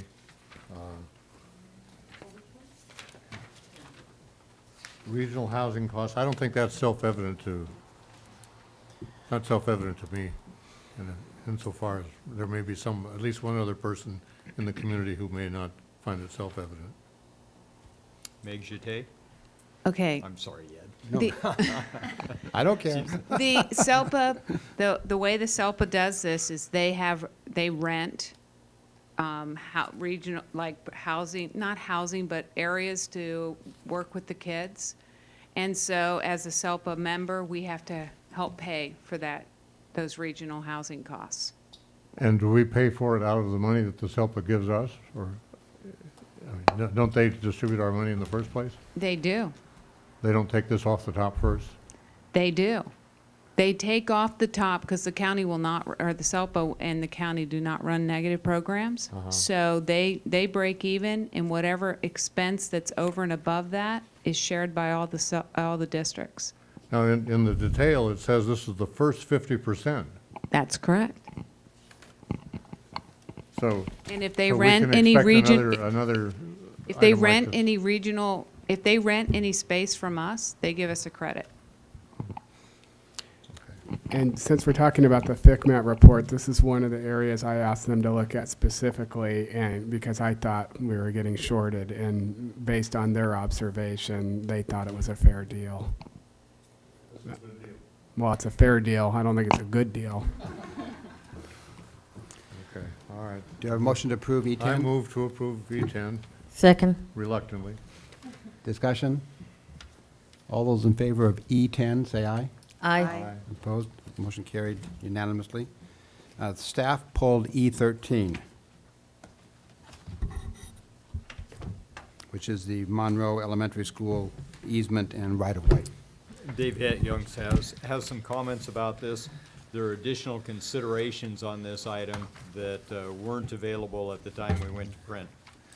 Yeah, this is the easement that we are redoing because we had a location change, which changed the board meeting to a special meeting rather than a regular meeting. So we're starting over on this process that you previously approved. Also, since that time, we've done some analysis of our remaining funds, and I believe that we have enough Measure I-98 funds to fund the difference between the municipal lease and the contract costs. And so I'd like to point that out, because originally, when this was written up, we said that we would use this money for that purpose. I'd like to propose it in the future that we not use the money for this purpose, that we use our I-98, because that was originally what was going to fund that project, and we save this money. We have some fencing we need to do at Monroe. We have some more mitigation at McKinley to stop a hillside from sliding, and we have some portables that we'd like to relocate and move around to come into compliance. And so I'd like to allow possibly bringing those items forward to the board for funding from this capital fund and using the I-98 I-98 money for the Washington project, which would have been used had it been available. It allows the board more flexibility. Sounds like an appropriate use of the I-98 money. Mrs. So then, are you asking us not to vote on this? No, I'm asking you to go ahead and Oh, approve okay. it. What I'm saying is, in my cover memo for the projected use of the funds, I Okay. wanted to make this comment about what I would be recommending in the future, so it wouldn't be misleading you at the time of approval. Thank you. Okay, move to approve? Second. Discussion? All in favor, say aye. Aye. Aye. Motion passed unanimously. E17, Mrs. Parker. I think that's actually Mr. Hetyank also. We're pulling this, asking for no action. We're not able to get enough information in time to apply for the grant as for a specific location on site. We just got caught in the crunch, and so we'll postpone this application probably by 1 year and bring it back another time. Okay, thank you very much. I think is that all of the consent items? Okay. Coming events. I think we had them earlier. Yes, Mrs. Cordero. I just wanted to point out that this Friday, the Don's Net Cafe is having their grand opening Friday morning. And for those of you who haven't attended it in the past, it's usually quite an impressive presentation by the students. And it really reminds us of how professional they are when they participate in the Don's Net Cafe, and they usually do a great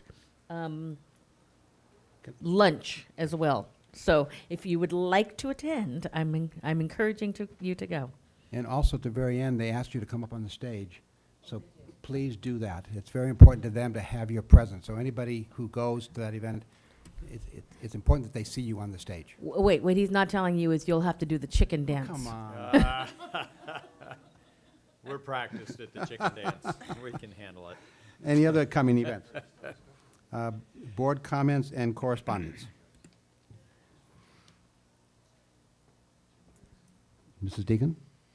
I'm going to put this off until next time because I'm getting kind of tired, but I would like to talk a little bit about the CSBA conference that Mrs. Parker and I attended and share some of the things that we learned next time. And I've been attending the IB UCSB lab program at Harding, and they hope to have a MOU for us by the January meeting, and we'll be working on it next week. It's very exciting. And we can talk about more on the 12th. Anybody else? Mr. Cordero? Just one really quick thing. I just wanted to say I found this most recent board brief to be really particularly good. I thought the articles that we had and the information that we had in that one was if the public hasn't looked at these in the past, this is I think a really informational board brief. Thank you. Good. Hearing no other future agenda items? Oh, Future agenda items, I'm sorry, yes.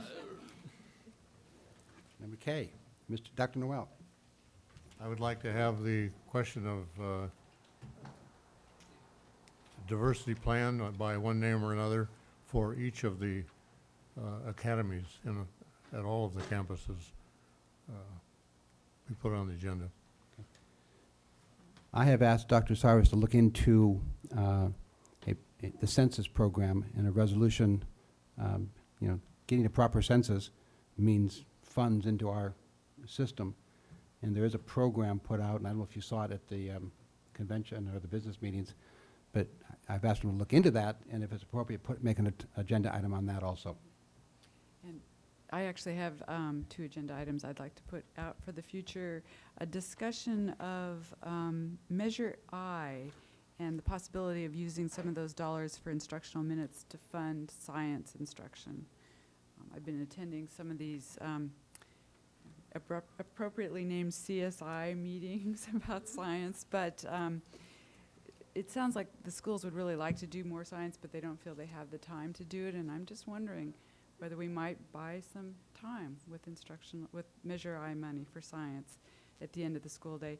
The other report I'd like to ask that comes to us at some point is a report on the donations we're receiving and the Civic Center use fees, with the idea of identifying additional sources of revenue. I noticed we were at 1.9 million in donations this last year. Maybe there's ways to keep that coming and continue to be impressed by how much we're getting. I'd like to know with the Civic Center use fees, how much we're generating annually, and where those funds are coming in and what categories, so that we can again possibly identify additional revenue avenues to pursue. Any others? Well, I have two other items. One is I've been watching Race to the Top on a daily basis, and as it stands right now, I would be asking you to allow me to sign a blind MOU without knowing what's really involved, which seems like just a ridiculous thing. I don't see much future in it right now, but if something is resolved and we do have enough details that I can explain to you what you'd be authorizing me to sign in an MOU, yeah. If that should happen, then I would like to be able to call a special meeting. But I'll just follow along and see where that leads us. Secondly, we do have on the agenda a special meeting in January for a couple of reasons. One is we wanted to go over board focus goals and format for that. And we have a couple other items on it. We never set a date for that, and I'm hoping we could use January 19 as a date for that special meeting. No? I'm going to be out of town that whole week. Okay. May I email you then about special meeting dates? Okay, thank you. I'm out of town December 31st to January 10th, so just so you know. Okay. And I understand from what I read today that if we are going to do an MOU, the deadline is January 9th, which is before our next meeting. So if there's a special meeting for that purpose, it would be before January 9th. Yes. January 8th. Yeah, January 8th, okay. Okay. Anything further? Let's call this done.